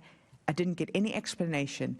I sat there with all the intelligence that I have going, oh, okay, what do I do now? Maybe I'll just have to try somewhere else, or maybe I'll go illicit. That is private prescribing. My other friends who are accessing private GLP-1s have seen good weight loss. They're very happy with it, but are worried that they have no wraparound service at all, whether it's included. And also, please understand, as a lay person, you may not understand, but you can buy different packages from these online prescribing, which include wraparound, which don't include wraparound. So there's all these loopholes that are there. It's a very difficult conundrum. Thanks. And the other thing we talked about earlier with Paul is the scaling up of dosage. And I think quite clearly there's different motivators here from the NHS versus private companies. Is scaling up for private companies means that person on the prescription is paying them more money. The NHS probably wants to save money and has more reason to listen to the patient. But that's just perhaps a hypothesis. Is the scaling up and dosage something that you think that friends that have been part of these programs have been more persuaded or pushed towards, or that there's open conversations and reasoning as to whether you would want to scale up or not when you go for a private provider? I'd like to use a very good friend of mine who is currently suffering from severe comorbidity. She has mobility issues, I can never say that word, fibromyalgia. It's just a word I can't say. Really, she probably could, if she was, she is eligible under the NHS, but she's chosen to go private. She can't afford it. She has been told, she's now on 15 milligrams, and is suffering from severe side effects. But basically, she did indicate to me that all they said to her was, well, you're not losing the weight, so you need to increase your dosage. And I said to her, I said, did they offer you different types of ways, looking at your behavioral eating? And obviously she was ashamed and embarrassed because, again, it's all her fault. Why is it not working? And because she's very open with me and we live with the same complex disease, she said to me, well, she doesn't know what else to do, so she just agreed. Which, again, my other friend who has lost 2 stone very successfully, she did say to me, she said, oh, maybe if I increase my dosage, I'd lose even more weight. Again, she's on a private prescription with an online, one of those recognized ones we see, with no knowledge again. And just like Paul said, side effects can be worsened. It could actually complicate your current existing health conditions. So again, private, there may be some reduction in comorbidities, but, we really do need to look at what's happening within that private sector. Thank you, Nadia. And can I just take this opportunity to welcome Year 6 and the School Council Federation of St Paul's and St Martin of Porres from Haringey to the Chamber. Hello, everyone. We are... That took me back to school. We are talking today about weight loss medication in London and access through both the NHS and private companies. Assembly Member Wilson, did you want to come in? Thank you. Actually, it follows on from what you've just said there, Nadia, about and earlier, Paul, you mentioned about side effects, and you said, Paul, you yourself have suffered from nausea. In the conversations that you have with other patients, how prevalent are these side effects more widely? And also, is there a difference? And I think, judging from what you've just said, Nadia, the answer probably will be those that are acquiring the medicine privately and perhaps illicit sources. Is there a greater degree of prevalence of these side effects because of a lack of more kind of coherent wraparound care associated with that? I would say most definitely, because the medicine works to suppress your appetite, but it also slows down the digestive system, meaning that food stays in the body for longer, so you feel fuller for longer. That's the concept, but the actual can be that you can feel quite seasick, quite nauseous, wind. There are so many likely side effects, and we start at 5 milligrams simply to try and reduce those as much as possible. And in my first session group of maybe 15 of us, there may have been groups of 3 of us that had similar side effects, but everybody was different. And as you titrate up, so some maybe had none to begin with, but then as they titrated up, they started to feel those more. As I said, for me at 12.5, I had about a week of actually being scared to eat because of feeling so bloated and nauseous, and had to try and navigate what type of protein I could take that wasn't going to make me feel like that, and pretty much avoid carbs. It has settled down, and I do feel that has balanced out now, but I'm particularly concerned about going up again for that increasing more. And I would say, to me, that would be quite obvious that if you have no information about the likelihood of that, and therefore you start at 10 or 12, it's definitely going to go wrong for you. I think what's a good question, and this is actually brought up in other forums, is side effects. Everything has a side effect. You take a paracetamol, it has a side effect. The extent of the side effect is what we need to understand, because what we've seen in the media is that, oh, terrible side effects, this and that, especially a few years back when there was mentions of suicidal ideations and the whole market collapsed. I happened to work in financial services, and shareholders all got very frightened just due to that fact. Side effects can differ, as Paul has just said. You could feel a little bit of nausea, or you could feel an extreme amount of nausea. Those are not explained, both within the NHS and privately. Your range of the side effect. So, for instance, looking at bariatric surgery, we have the same side effects as the GLP-1s. are they properly explained? Back then, when I had mine in December 2018, it wasn't. All they said to me, you'll have from a bypass, reflux, nausea, muscle loss. It was never properly explained in a personal way. So the side effects, and this is where wraparound care is very important, which Paul has had great opportunities. You have peer support. You sit in a group of people who you can relate to, who are going through the same thing, and say, oh gosh, you have nausea. So do I. How much nausea do you have? Or I have plenty, or I have very little. Right.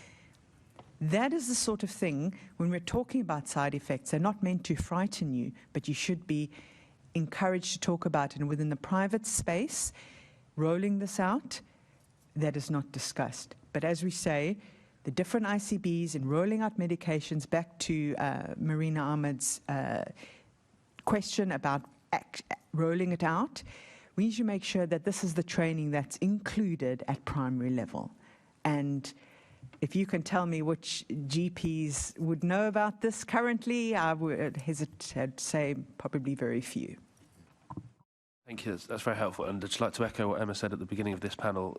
I think this part of the investigation is the most fascinating and part of what we're doing, to actually hear your experiences and how you've gone through this, because I think that will really make a sort of powerful sort of feed into the ultimate recommendations. So thank you very much.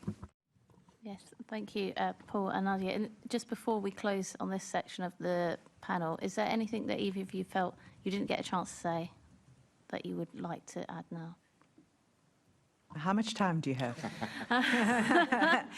Is Tim had said we had a couple of till prominent 11. sentences to end on, perhaps? Paul? I just want to reiterate about the fact that there needs to be a holistic view to all of this.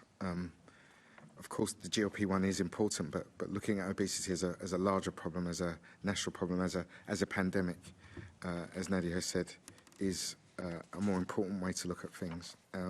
And that the access to it privately, stroke illicitly, there should be some sort of process in there to regulate that and have that run through the GP, so that the people that need the help can get it in the right way. Thank you for that, Emma. And firstly, just thank you to the whole committee for listening to us and listening to the patient perspective. What I'd like to say is the key. What can we do? We've been talking about this for ages, but we need a solution. We need how can the GLA make a point? Okay, you don't have the funding, you don't have the money. We all understand. No, nobody understands that, but I understand that. So what can a patient ask of you? What can you do to help us? Basically, I want the GLA, and hopefully I speak for Paul and many other patients, is to pressurize national government. Get the mayor on our side. Let's ramp this up. Let's look at public health communications. Let's look at the different boroughs that have banned junk food advertising in their boroughs. I think it's Tower Hamlets. Let's look at what the GLA can do within your remit to make sure that this is brought into the media's attention from a correct perspective and not from a stigmatizing perspective. I think that's really, really important. We have I have the fortunate ability to be in front of the Health Select Committee in February, run by Wes Streeting. So we really do need the GLA to stand behind us and to pressurize those ICBs who are doing nothing, who are doing absolutely nothing, and talking about pathways and talking about all sorts of things. My one thing to you is, as the GLA, and I'm happy to have a conversation with the previous speaker, Charlotte, is that they never mentioned any patient involvement or engagement with these pathways or treatments. That is an imperative part now of NIHR research, which I'm part of in many degrees, and so is Paul. They will not grant you any funding unless you have patient collaboration from the start. And sadly, none of them said anything about that in all these pathways and treatments. So I implore you as the GLA to see what you can do within your remit and ensure that patient engagement is at the forefront and is involved in every pathway and treatment.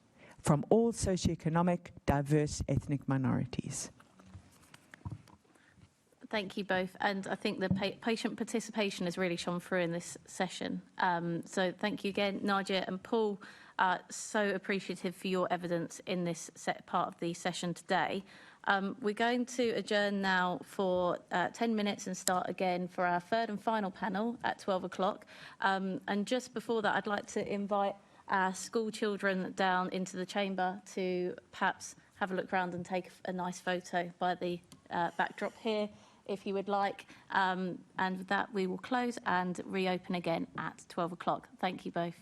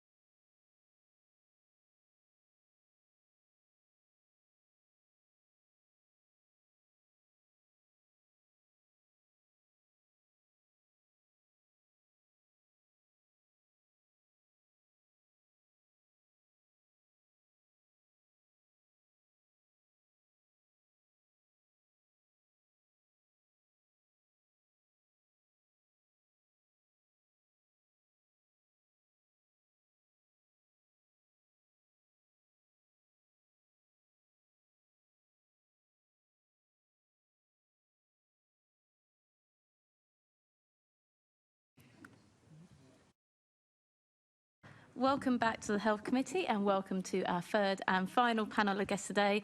As we put the jigsaw pieces together in this weight loss in London investigation, we now have the panel of pharmacists giving out the overlook of the role of pharmacies in this. So can I welcome Dr. Layla Hanbeck, the Chief Executive Officer of the Independent Pharmacies Association, Ian Budd, the Independent Pharmacist Prescriber from Chemist for You, and Kieran Sayan, the Chief Medical Officer from Pharmacy to You. There's 4 numerical and 2 numerical for anyone looking for those companies. Just if I could open it up, Layla, if I could start with you. And could pharmacies play a greater role in prescribing weight loss medicines through the NHS? Yes, absolutely. Chair, we could, and we are currently doing a lot of weight loss management. I'm keen to say that community pharmacies are providing a package of care around weight loss. It's not just about the jab itself, it's about all the other things that go with it. For example, managing lifestyle changes, the culture that goes with it, changing the habits, all of that. And community pharmacies are very well placed to do that because patients feel comfortable to come to us. They will meet with a stable, regular pharmacist on a regular basis to come 3 times a week or whenever they need to discuss what is going on. And we are also very well placed in terms of like looking at the comorbidities involved with weight.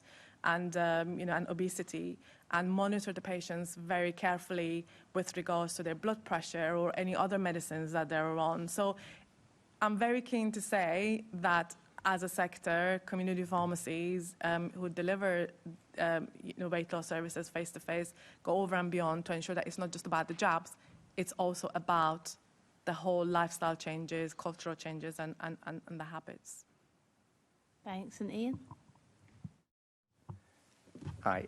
Yeah, I agree with Layla on a lot of those points. So the difference is I work with an online pharmacy.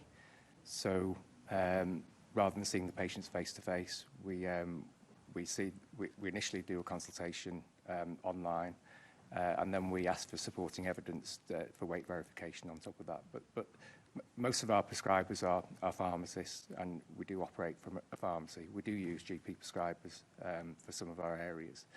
But yes, I think pharmacists and pharmacies are in a valuable position to improve access to weight management treatments. And also, I'd like to thank Paul and Nadia for the great insight that they gave us before regarding obesity as a chronic illness and their experiences when trying to access medications. Thank you. Just a small point of correction. I'm a general practitioner by background, but working for a pharmacy for a number of years now. So I've been in digital health for 10 years. I couldn't agree more with what everyone has said. I've seen from face-to-face practice within general practice, also working closely with pharmacists within the community as well, and where we can support patients in a multidisciplinary approach. So I think there is a place for online, there is absolutely a place for community, and different patients have different needs, and we'll be able to provide that all through all of these types of interventions. Thank you. Assembly Member? Chair, I'm sorry, could we ask our wonderful panel to bring the mics a little bit closer, please? Yep, Thank you. Thank you. Assembly Member Boff. Well, you've effectively answered my first question, which is what role community pharmacies can play in private provision. How reliant are community pharmacies in London on prescribing weight loss medicines for their survival? Yes, thank you for that question. The answer is that they're very reliant. We've had for a long period of time since 2019 funding challenges in our sector, to the point that many pharmacies are struggling to put their heads above the water. So weight loss management is an avenue for them to generate revenue, and it's demonstrated that the public are willing to pay for it privately. Now, the good news with community pharmacies are that, for example, in London, you've got around 1,500 community pharmacies, and they are accessible and they are very professional. And what it means is that, when a patient goes through their community pharmacy, they can be handheld throughout. And they can easily get the appointments that they need, and they can talk about all the other issues around managing weight loss, because as I mentioned, it's not just about the jab, it's about the whole lifestyle changes and everything else and that goes with it. So to answer your question, it has been a kind of an avenue for community pharmacies to be able to keep their heads above the water, but we, in the long term, we need a sustainable funding, because it's very difficult for our sector to survive if there is not a sustainable funding coming through. That's the message on community pharmacies. How dependent is your company on that? Hi. So at Chemist for You, we offer NHS and private services, but the NHS services are mainly the repeat prescription, NHS repeat prescription services. But one of our services that the private clinic offers are weight management. And with regards to that, yeah, it's a valuable source of revenue for the company. I mean, in October, we did around 37,000 weight management. We processed about 37,000 weight management requests. So the patients are paying for this themselves. So yeah, it is a valuable source of revenue for a company. And Dr. Hamburg, you were saying about some of the difficulties that pharmacies have got, and we know that across London they are closing in some of the most deprived areas. I mean, there's a 12% reduction in Lewisham alone. 12% reduction, and in Lewisham alone, 4 pharmacies closed last year. What do you think the Mayor could be doing to encourage the government to improve the funding model for pharmacies to allow those services to be provided? Yes, absolutely. We have had so many pharmacies closing in the past few years. In 2025, so far this year, 600 pharmacies have closed across the country. And this is a rate that we've never seen before, and it's going to continue if a sustainable funding is not coming forward. When community pharmacies in an area close, it's very difficult to open another one, which means that the services that they're providing will land on the other parts of the healthcare system, which put NHS under more strain. So your question was around the pharmacy closures, but also about what could be done as a solution to that. Yes, so we know that we know that there is not enough money in the system, and we have been very clear with the ministers and the government that we have a solution that doesn't really require new money for our sector, because through the effective procurement that community pharmacies do, when we buy medicines, we compete with each other to keep the drug cost low for the NHS. So we've got one of the cheapest drug costs in the European countries. And so there's a lot of savings for the NHS. And what we are asking is a portion of this funding that we already save for the NHS to be reinvested back into our sector, so that our sector can then go on and deliver more accessible services and, without new funding, with the money that we're already saving for the NHS, and keep these pharmacies alive and flourishing in every community, taking burden off GP practices, and more importantly, ensuring accessibility and convenience for the population. And I want to reiterate the importance of that face-to-face interaction with people. Why? Because we are not just about the medicines, we are also about social care. A lot of the elderly that we see, they don't have people to talk to. Community pharmacists are the people that are there for them to speak with. So it's a much bigger picture here than accessibility to medicine and some services. So would you say that actually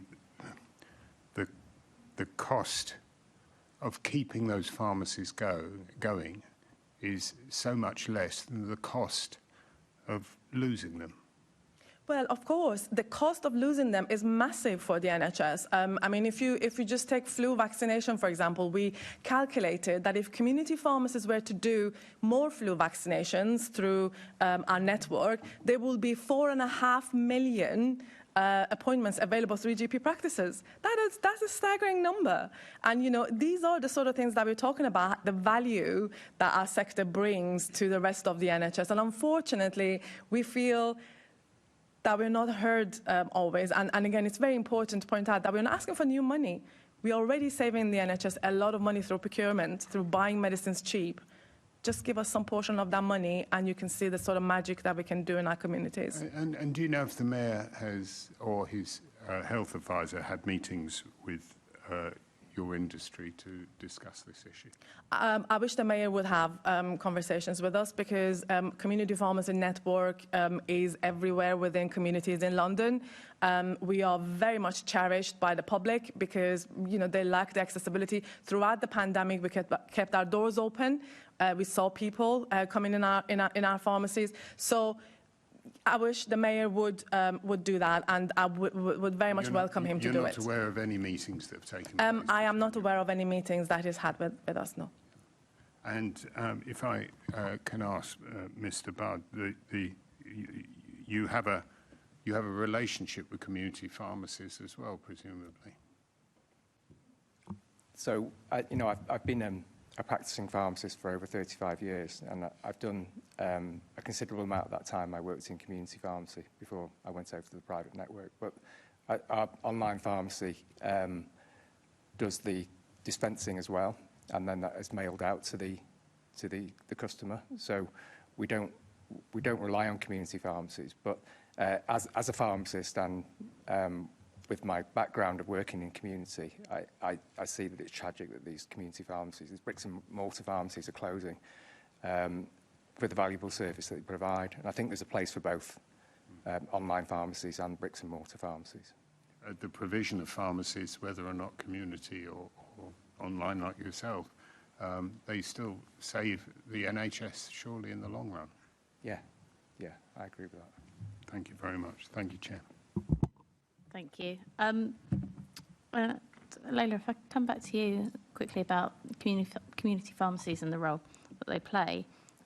We spoke earlier about a digital platform for prescribing weight loss medication.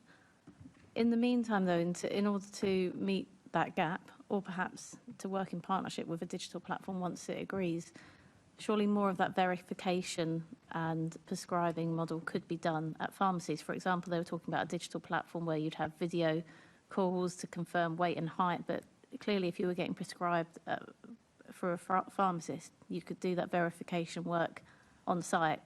You would be able to see if people are shoving pillows down their tops.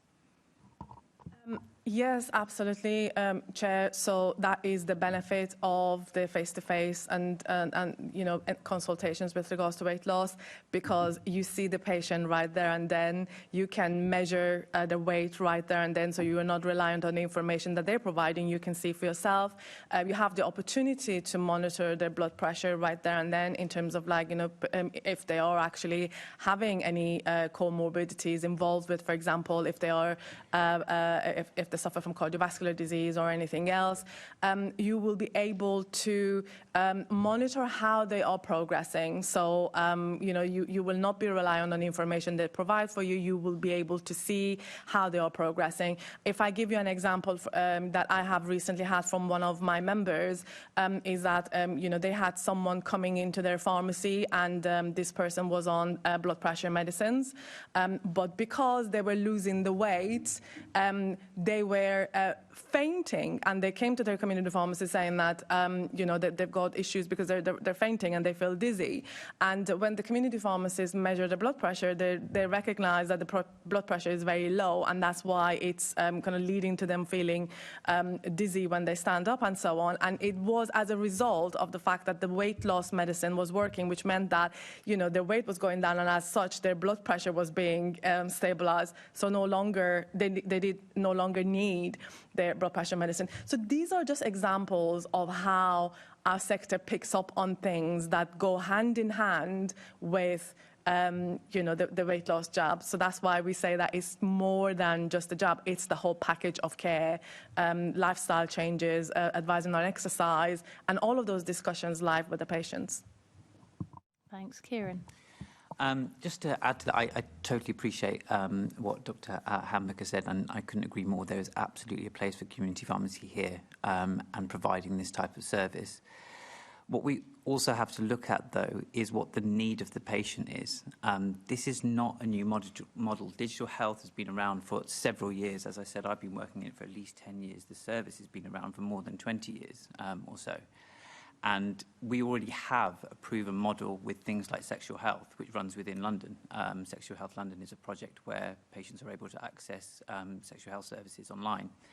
This is not dissimilar, and we will have, as was demonstrated by the two patients beforehand, there is a stigma attached with this as well. There will be patients who are really happy to come into a pharmacy and talk about their problems and to get that advice from face-to-face consultation.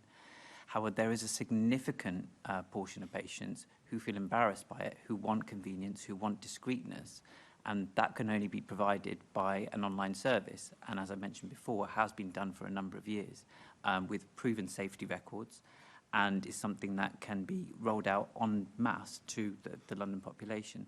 So there has to be a combination of both to serve all different types of patients. you. We're going to move on to safeguards and wraparound care, and Assembly Member Harani.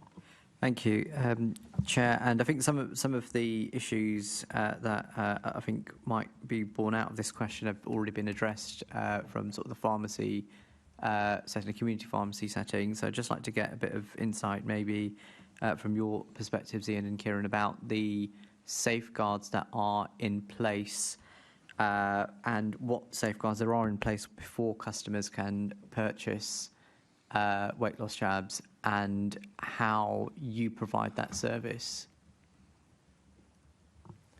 Thank you. Yeah, well, our regulatory body, the GPHC, raised concerns earlier about people ordering weight loss medications via the digital space. We, as a response to that, and for a few years, for all English patients, we have asked for mandatory consent to view the summary care record, the NHS summary care record. So this can give us recent weight and height information. It can also list comorbidities and current medication. Now, some patients opt out of this service, and we also offer our weight management service to the devolved nations where the summary care record isn't always available. So we feel that we have a robust questionnaire that explains the risks of the treatment, as suitable questions. We have a two-way conversation process with our patients, where after they've completed the consultation via email or even by video call if necessary, we can ask them questions about the consultation, ask them questions about anything that has turned up in the summary care record. We also feel that our photo verification process is quite robust. We asked for 3 photos. We asked for a picture of the photo ID. We asked for a full-length front and side photo with a note showing today's date on this. And we feel that if there's any ambiguity regarding the patient's weight, even after our safeguarding processes have been followed, that we then refer the patient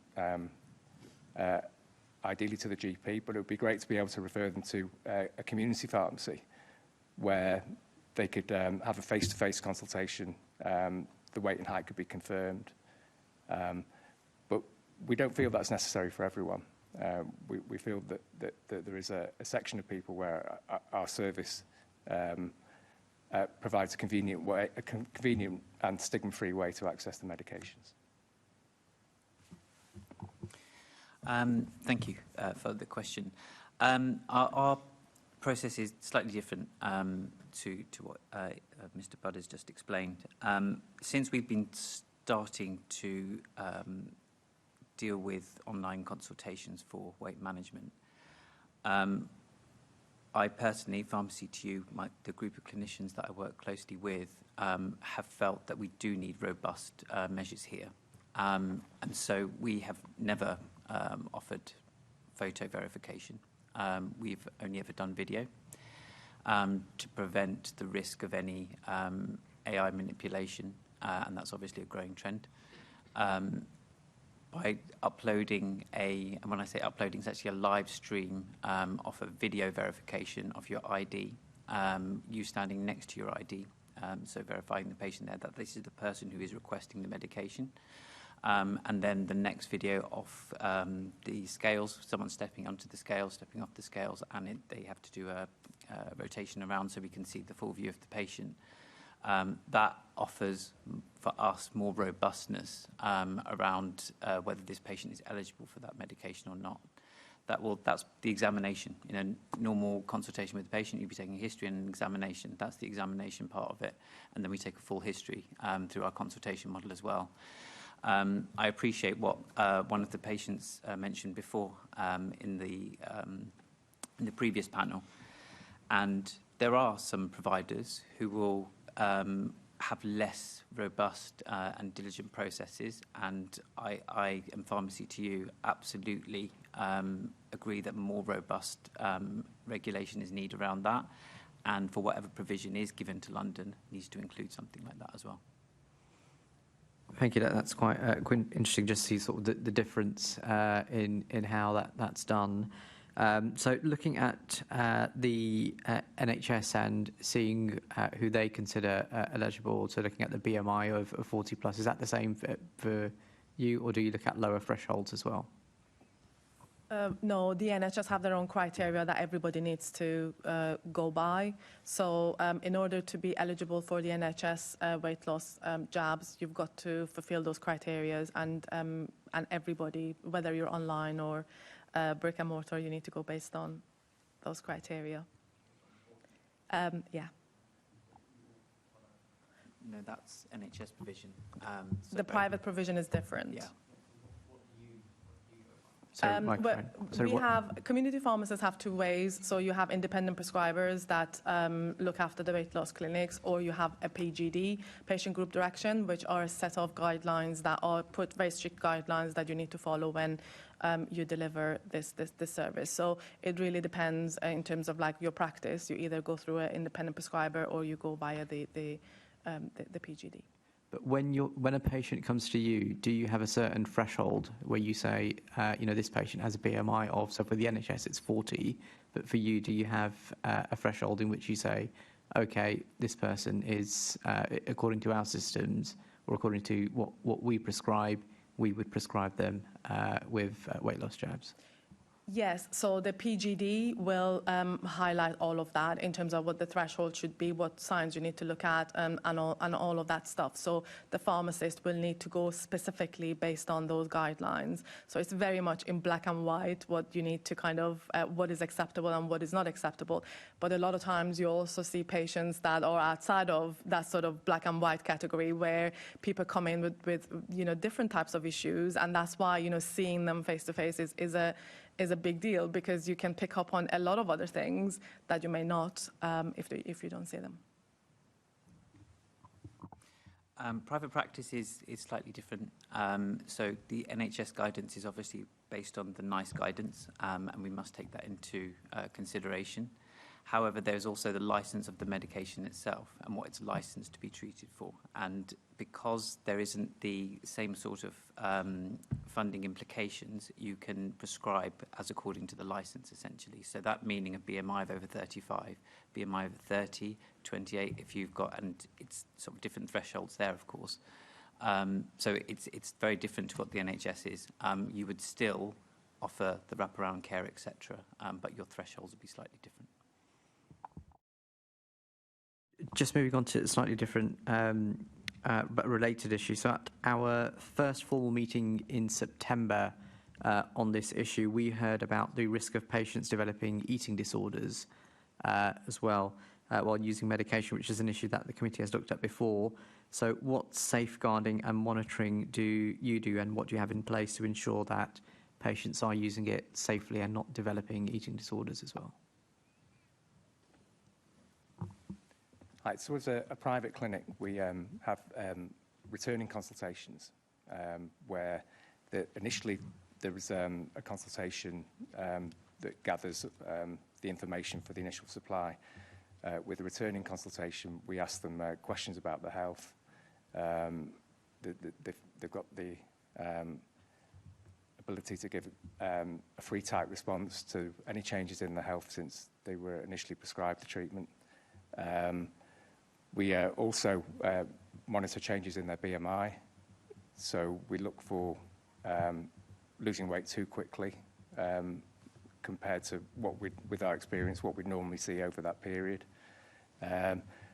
With the initial consultation, we send a letter out to the GP, so the GP can be involved in the patient care as well. We regularly check the summary care record as well. So it's not just at the initial consultation. We check again with returning consultation to see if there's been any changes in the health since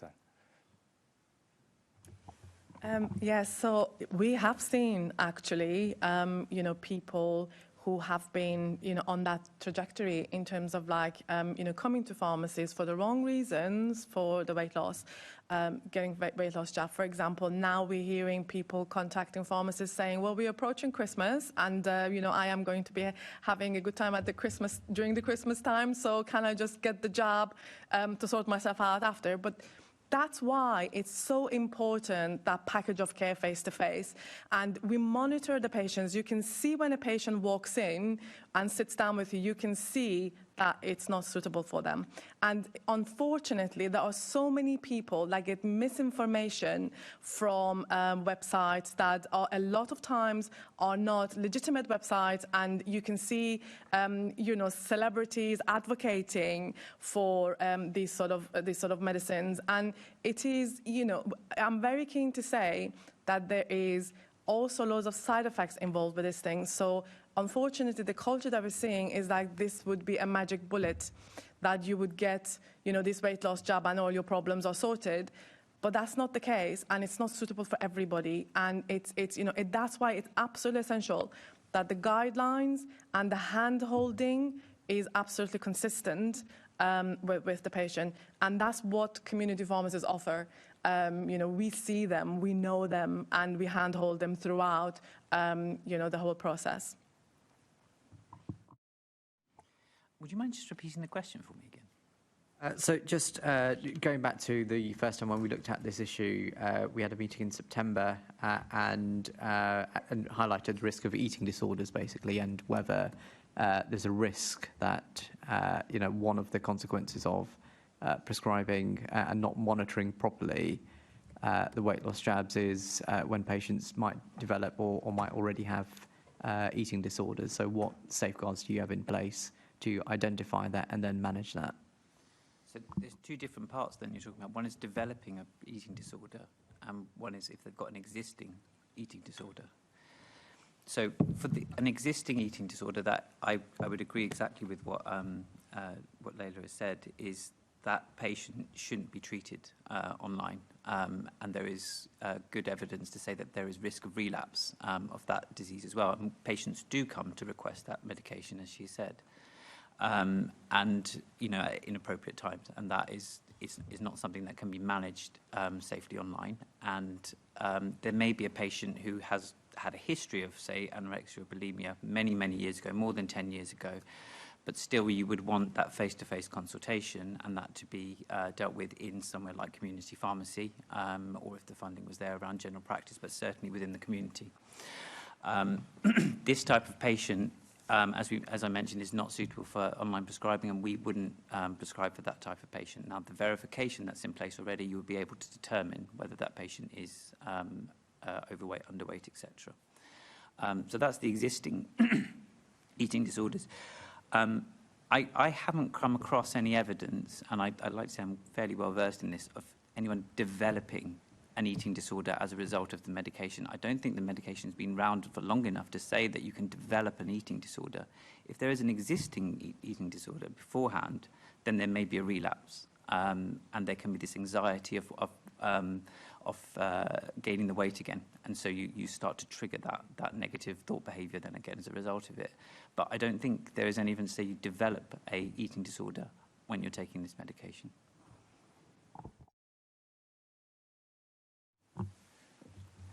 So going back to developing an eating disorder, we have seen one case where a GP contacted us saying that one of their patients who was on weight management treatments with ourselves had developed an eating disorder, but we're looking more into that to see whether it was the weight loss medication that caused it or whether it was an existing problem.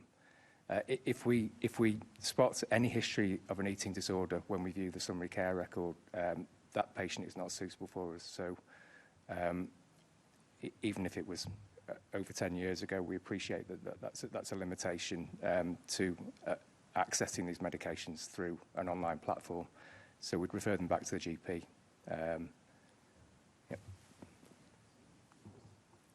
So the course of action would be to refer back to GP if you felt and stop.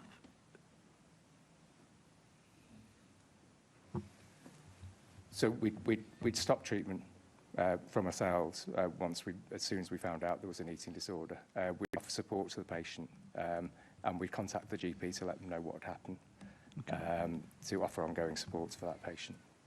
Okay, thank you. Thank you. Assembly Member Russell. Thank you, and good morning, everyone. Ian, you described monitoring BMI changes and kind of checking summary health records and sort of summary care record in terms of providing those sort of safeguards for patients. How do you specifically ensure that there is two-way communication between the patient and the prescriber before prescribing weight loss medicines? Thanks. Yes. So in most cases, the consultation would show some areas that we need clarification about, whether it's information we picked up on the summary care record, or whether it's information we picked out from the consultation, or we're not happy about the photos. So with that process, we put the consultation on hold, and then an effort is made to contact the patient. So this is initially done with an email. Some patients will request that we have a video call with them, and the prescription won't be approved until we've gained sufficient information through a back and forth with the customer to make the prescriber satisfied that they can go ahead. But it's primarily email, but sometimes it's a phone call, sometimes it's a video call. Okay, and Kieran. Yeah, every private provider will have a slightly different system. We have a confidential patient record, so we may notify the patient, well, we will notify the patient that there is a message in their patient account and that they will need to read that if there is a query from the doctor or from the pharmacist. But going to your question, how do we elicit two-way communication? That is done on every single consultation. So as soon as we've verified we tell the patient about the next stage, about verifying their weight and their identification. Is there any other further questions that you have? Is there any concerns that you have, etc.? Any questions that you have, you're more than welcome to ask through this asynchronous platform that we have. So patients can contact us whenever they feel like. It's actually a 24/7 platform. We will only respond during working hours, etc. But they can ask us whatever they want. And that patient is our patient forever. So if they contact us 3, 4, 5 months down the line, have even gone to a different provider, they can still contact us there, and we will give advice, if appropriate, with what we've done beforehand. Mm-hmm. So, and do you have processes to ensure that that two-way sort of discussion is maintained over time, so that you're confident that they are because I mean, we've heard lots of evidence about the real importance of that wraparound care, and it's obviously a sort of massive part of the NHS system of prescribing these drugs. So are you confident that you've got enough systems in place to ensure that you are getting that two-way dialogue and that you are kind of monitoring what is happening with the people who are taking the drugs that they're getting through your pharmacy? Yes, I am confident that. I mean, this is more, as I mentioned, more than 10 years of practice, 20 years of working in this field. Then this is not a new type of way of consulting with patients by any means. And we have several years of evidence to show that patients can contact us whenever they like. We will do quality audits. We will be doing, and part of our clinical governance strategy is to make sure that we're constantly improving things, making things easier for the patient to able to contact us as well. So this is something that is part and parcel of normal digital health. So I wouldn't say that there's any concerns there at all, but we have those processes in place. And yes. are you confident you'd screen out the example that Leila gave just earlier of someone sort of wanting to access the drugs for use after Christmas and having overindulged? Are you confident that you would screen out someone applying for the drugs in a inappropriate way like that. Yeah, it's definitely a risk area. We cannot ignore that by any means, and there is increased risk with an online consultation compared to a face-to-face consultation. That is 100% right. However, the safeguards that we have in place, such as the video verification and being a real-time video, actually rules that out quite significantly. I'm never going to say never, because I've been in this for long enough, to say that it can't happen, but it's very, very unlikely to happen. We haven't had that kind of issue within Pharmacy to You. But there's always ways that patients can potentially game the system, as it were. It's not any different to gaming the system within in face-to-face consultations. A patient can register with a private general practitioner, can say, I don't have any medical history at all, and be able to access that medication. So this would exist in any sort of field. There is a dependency on the patient, to be honest here, but we don't have a unified system of, which many countries around the world do, between the NHS and private providers, that we can look at the private medical, or look at the medical records, sorry. I'm going to bring you in a moment, Layla, but Ian, did you want to just comment on that? Yeah, we at Chemist View, we appreciate it. You know, it's not 100% perfect, but we feel that our safeguards with regards to viewing the NHS summary care record,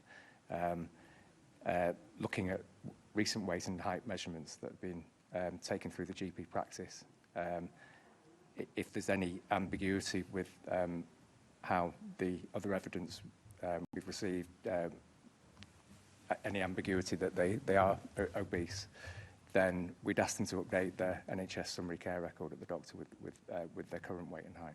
Mm-hmm. And I mean, we heard earlier this morning about the way that a lot of the ongoing back and forth is digital only on the NHS, so that people's kind of follow-up and continuing engagement is done through digital platforms. Are you, so the kind of the continuing care that you give is presumably done digitally rather than face-to-face. Are you aware of any concerns about that, the efficacy of that kind of digital rather than face-to-face, where you might be asking more kind of searching questions? No, not yet. We found that providing a digital service at Chemist View for 10 years, that our method, I mean, I say email, but it's a messaging system within our platform where the patient will receive an email, but we, at our end, we see it more as a chat, and we have a history of that. And we find that that's given the prescribers enough confidence to make a decision whether to approve or decline, or to put on hold or escalate. Okay. Yeah. Kieran, did you want to comment back on that, and then I'm going to bring Layla in? Yes. Sorry, would you mind just repeating the question once more for me, please? It was just about the digital. Are you convinced you've got enough safeguards that you're getting a real engagement with people who jump through the hoops to get onto the weight loss medication? Yes. That follow-up care, if it's being provided through a sort of digital platform, are you confident that you'd pick up if there was something amiss? Yes. Yes. Thank you for the question. So the type of patient that has sought out for this type of consultation and weight loss management, there is going to be an element that them already be digitally attuned and be able to interact with that type of wraparound care that there will be.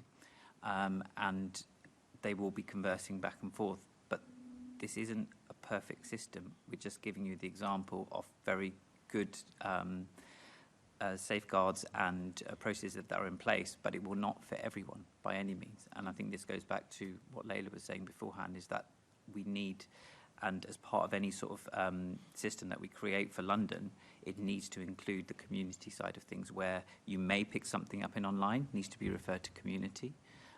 Or even the other way around is that community service has been working really well for that patient. I feel confident with the rest of my journey. Then actually maybe I'll go to online now. So you can have this crossover between the two. But to your question, yeah, I don't have any concerns about that. Okay, Leila. I think digital can only pick up what it can see, but we can pick up what we can feel. And as I said, it's not just about the medicine itself, it's about the whole journey. If we want weight loss to be a successful service and tackle obesity going forward, which I think that the Health Secretary has outlined as one of the key issues for population health, then it's got to be everything when it comes to the culture, to people's behaviors, looking at lifestyle changes, looking at exercise, all of that stuff. So it needs to go hand in hand. One example that I'm keen to give you is, for example, Botox consultations will need to happen face-to-face only in the UK. Why are we not having weight loss management consultations face-to-face? I would say, in fact, that this can be even more of a serious matter because it's got to do with loads of other elements involved with a patient's health. Digital has its place, but when it comes to such matters, if we want to have a successful tackling of obesity and a successful service, then that face-to-face element is the key bit around it, because it's the whole full package.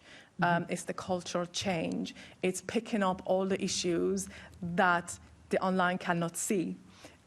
It's that human interaction with the person that motivates them to want to go down the route of that journey. So I think there are loads of things that we need to consider, but we need our community pharmacists, coming back to your question before.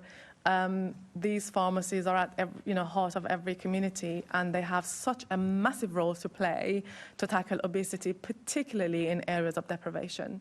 And they've got to be able to provide that package of care. And just one final question. So this wraparound care, which obviously needs to be in sort of engaging with people taking these medications on the lifestyle changes, the kind of what you're actually eating and what kind of exercise you're taking and building into your life.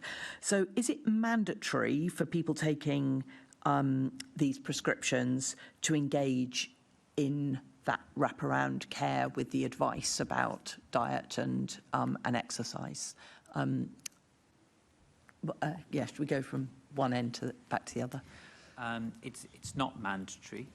And again, I think we need to look at the individual patient needs. As again, the patients who were here beforehand, we need to reflect on what the patient feedback is.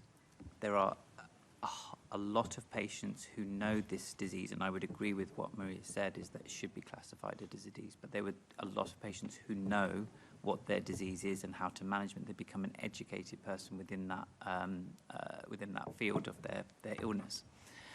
And so there are lots of interventions that they have already tried themselves. Now, we will always be encouraging the types of interventions that have already been mentioned around a nutritionist, about access to clinician, about coaching. Absolutely, that should be made available to all patients, but it doesn't mean that they all want it or they all need it. And so those options, then you would advise the patient on what the best outcomes are, as in the first panels, is that there may be an increased success rate, but we can't assume that it is going to help with everyone. Working in normal general practice, there are a number of patients that I would have diagnosed with diabetes, and we sent them on the course that she mentioned before about diabetes education. But their engagement with the course was varying. It's very, very different indeed. Some of them just don't want it because they know that they have to cut out sugar. They know that they have to lose a little bit of weight. This course wasn't giving them anything extra. So maybe after going to 1 to 2 sessions, they disengage from it. And so we can't force patients to have wraparound care, but we should strongly be recommending it and offering it to the patients, and different avenues as well. As much as there can be the online forum side of things, there can be the one-to-one assessments, and that should again be digital and or face-to-face. And this is where I just slightly disagree with Layla, is that I don't think community pharmacy can provide the whole package, because you are then excluding a whole load of patients who want to be treated digitally. And we can't ignore that. They do want to be treated digitally. So I think it has to be a combination of everything. Thank you. Ian.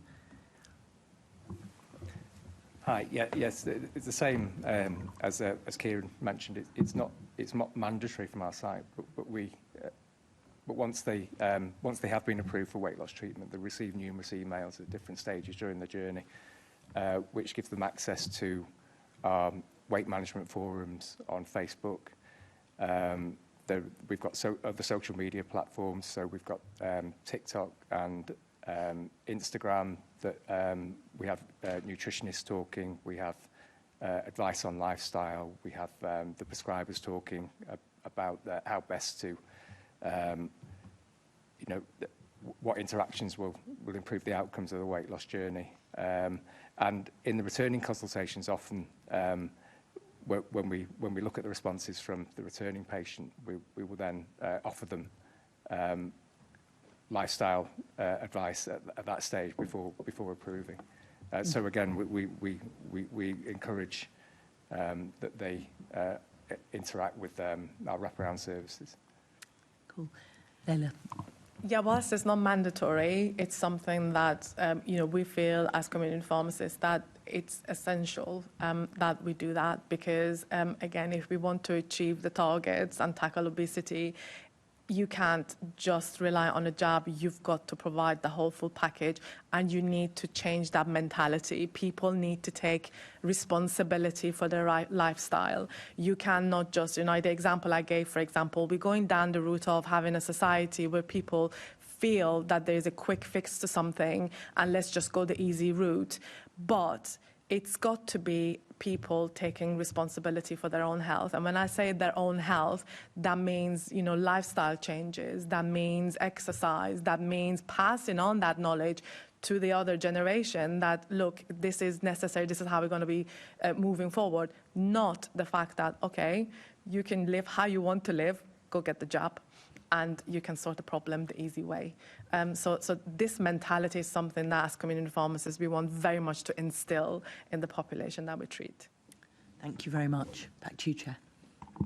Thank you. Assembly Member Wilson is going to be taking our final session on illicit markets. Thank you.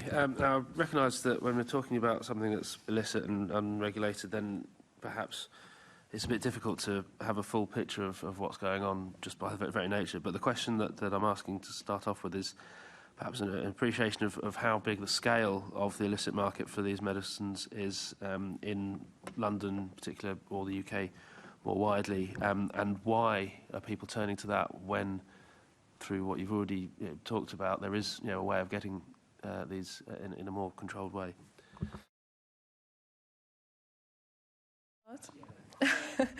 Oh, I can sit here and talk about illicit market the whole day.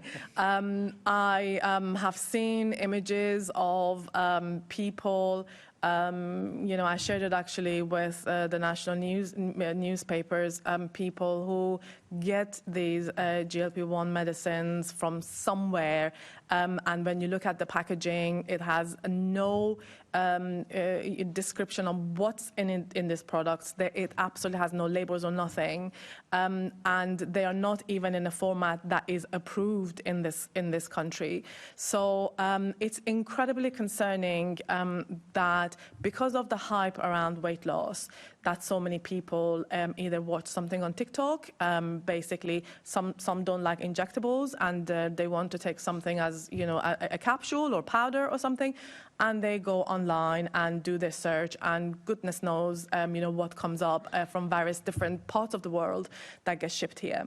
So there is a massive role to play for the regulators, and I've been having those conversations with our own regulator, General Pharmaceutical Council. More needs to be done to tackle this, and also with the Medicines Health Regulatory Agency, because it seems to be pretty easy for a lot of people to just go and do a Google search or go on TikTok, have a look, and then the next thing we know, they have these packages in their hands when we actually don't know what it is. And the problem that we have is that some people may not get the adverse effects right away. It could be so damaging that the adverse effects showcase later on. And so they don't know what they're putting in their bodies. So there's got to be a much harder regulation around this matter. I mean, we saw one of our members send somebody in their next door fish and chip shop. The lady had gone and bought this medicine. Nobody knew what's in it, and they were keen on taking it. It's very concerning. Hi, yeah, it's a massive problem. So we were alerted to it as part of our consultation. If someone is requesting anything other than the starter dose, we ask for evidence of their current weight loss medication. So from some of the photographs, I mean, we required either a picture of the pharmacy label, so it's showing the date that it was dispensed and the patient name, or an invoice from another provider showing the same, where you can see the patient name, the date it was prescribed, and the drug name. But often we just get a picture of a couple of unmarked vials from God knows where. Nothing marked on it. At best, they've got semaglutide written on them. So there are two different illicit supplies. There's either like genuine licensed products that they're obtaining from someone else who's had a consultation, or it's separately compounded vials that can come from all over. And these are easily available on social media platforms like Telegram, but even Facebook and Instagram. The prices are too good to be true. The patients don't have to go through any lengthy verification process. But the dangers, the sterility of the product, even with genuine licensed boxes of Mounjaro or Wegovy from another person, we don't know about the cold storage, we don't know how it's been stored. It may have long expired. There's real dangers. I do apologise, I keep on asking this question, but I just want to make sure that I'm answering the question properly. So can I just ask for the question once more? Yes, the sort of scale of the illicit market, and also what needs to be done, what can be done to try and restrict that and make sure that if people want to access this, they're accessing it properly through either primary care or through yourselves. I couldn't comment on the scale of it by any means. There is going to be anecdotal evidence that Ian has mentioned, but we certainly know that there is a significant amount of patients who are trying to access this medication, and they're doing it from illicit markets. The question is why? What can we do to stop it? One of the reasons is going to be, to put it quite bluntly, a slow rollout on the NHS. And because we don't have a fast enough rollout, over the 3-5 years, treating 200,000 patients is not a huge amount. And one of the previous questions, and the panels have talked about a two-tier system. Does it exist? Yes, there will be this two-tier system, absolutely. And so there will be patients who won't be able to access what they feel that they need, and they won't be assessed appropriately then as well. So a faster rollout of a program which is incorporating all of the different avenues for that patient based on their feedback on what they want to see and what they would like, is going to prevent, not completely, but it will prevent more and more people trying to access this medication. They do often come to private providers, and because of the safeguards that are in place, then they are unable to access it, then they can't access it on the NHS, so then they're going to illicit markets. And so I think a faster rollout will be quite key here. It will never stop, but then that goes to what my colleagues have said here as well, is that there needs to be very, very strict regulation from this actually even happening in the first place. Thanks so much. Leila. Yeah, just another thing on the illicit thing. I mean, it's not so much illicit, but some other issues that we hear is that patients go online and get the medicine pretending that, obviously they go online and they get it for themselves, but they pass it on to somebody else.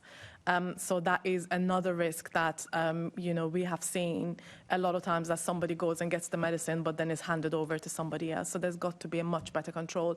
And, side by side with the regulation, there's got to be that behavioural change that we talked about, because if people feel that it's a quick fix and let's go and get it, you will see more and more desperation to go online and try and get hold of these things. But if people take responsibility for their own lifestyles, then you will see less of that. So just thought I'd make. Thank you. And just coming back to our panel one final time, that was the end of the questions for today. So was there anything burning that you felt that you didn't get the opportunity to say? And also being mindful that we need to close the session in 3 minutes and agree one other piece of business. So if you could keep it to a couple of sentences, that'd be great. So Layla, if I could start with you. Yes, thank you. I think this is very helpful that you've invited us to come and speak about weight loss management, because it's a massive issue for, a massive topic, for the public, and also tackling obesity is obviously a big part of managing the population health. So I think it's very, very good that you've done this, and I hope that these communication conversations carry on as we get more and more involved in prevention agenda. I would like to highlight as well the importance of our community pharmacies and the role that they play locally in every part of the community, managing this, both privately and on the NHS, and that has made already a massive impact on population health. So in order for our pharmacists to be able to operate, we do need to ensure that in London they have the means that they require, including sustainable funding, to be able to open the doors and keep it open. Thank you. Ian, was there anything you felt you didn't get to add? No, again, thanks for inviting us all along to this. It was great to sit in on the second panel and see some real patient perspective with it. And, it's certainly given me something to take back to my clinic. And also to outline that, there is a place for both the private sector for weight management and community pharmacy. I, as a pharmacist, as I stated before, I think that for making weight loss treatments available through the NHS via community pharmacies could be a great way of saving the bricks and mortar pharmacy. Brilliant. And I'm glad coming here gave you something to take away, not just we took from you. So thank you. And Kieran. Thank you. I don't have much more to add. The only thing I would just encourage the panel to take away, this is not a new form of healthcare delivery. This model has existed for quite some time as far as the online and community pharmacy is concerned. And I would encourage to look at other areas of healthcare where this has already been done and already delivered, and the lessons that are learned from there, so that it can be provided to many more patients. Brilliant. Thank you, Kieran. So that can I thank all of our guests for their contributions today, and especially at our last panel here that are still with us, Dr. Layla Henbeck, Ian Budd and Kieran Sayan. Feel free to pack up your stuff and move on your way, or stick around, up to you. Most people take the option to pack their stuff up and leave. With that, not if you're on this side, can I ask members to note the report and today's discussion? Can we also delegate authority to me as chair in consultation with group lead members, of which we now have almost the full collection, we've grown 2 since the last time, to agree output? Brilliant, thank you. Now moving on to the Health Committee work programme. Can we note the committee's work programme and the additional activity undertaken since our last meeting, namely the informal briefing with the Royal College of Nursing on the 15th of October 2025? Thank you.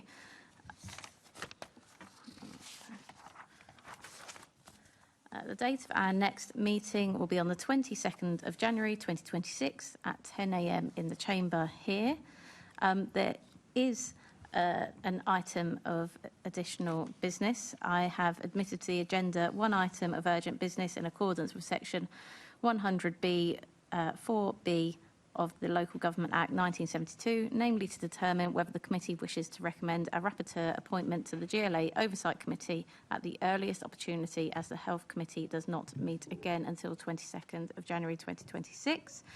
Assembly Member Harani has proposed a rapporteurship on community use of school sports facilities to support exercise and reduce health inequalities from young Londoners. Did anybody want to comment on that? Brilliant. Can I therefore ask if the committee agrees to recommend to the GLA Oversight Committee the appointment of Krupesh Harani AM as a rapporteur with the terms of reference outlined at paragraph 4.4 of the supplementary agenda report? Brilliant. I have no other urgent business and therefore declare this meeting closed.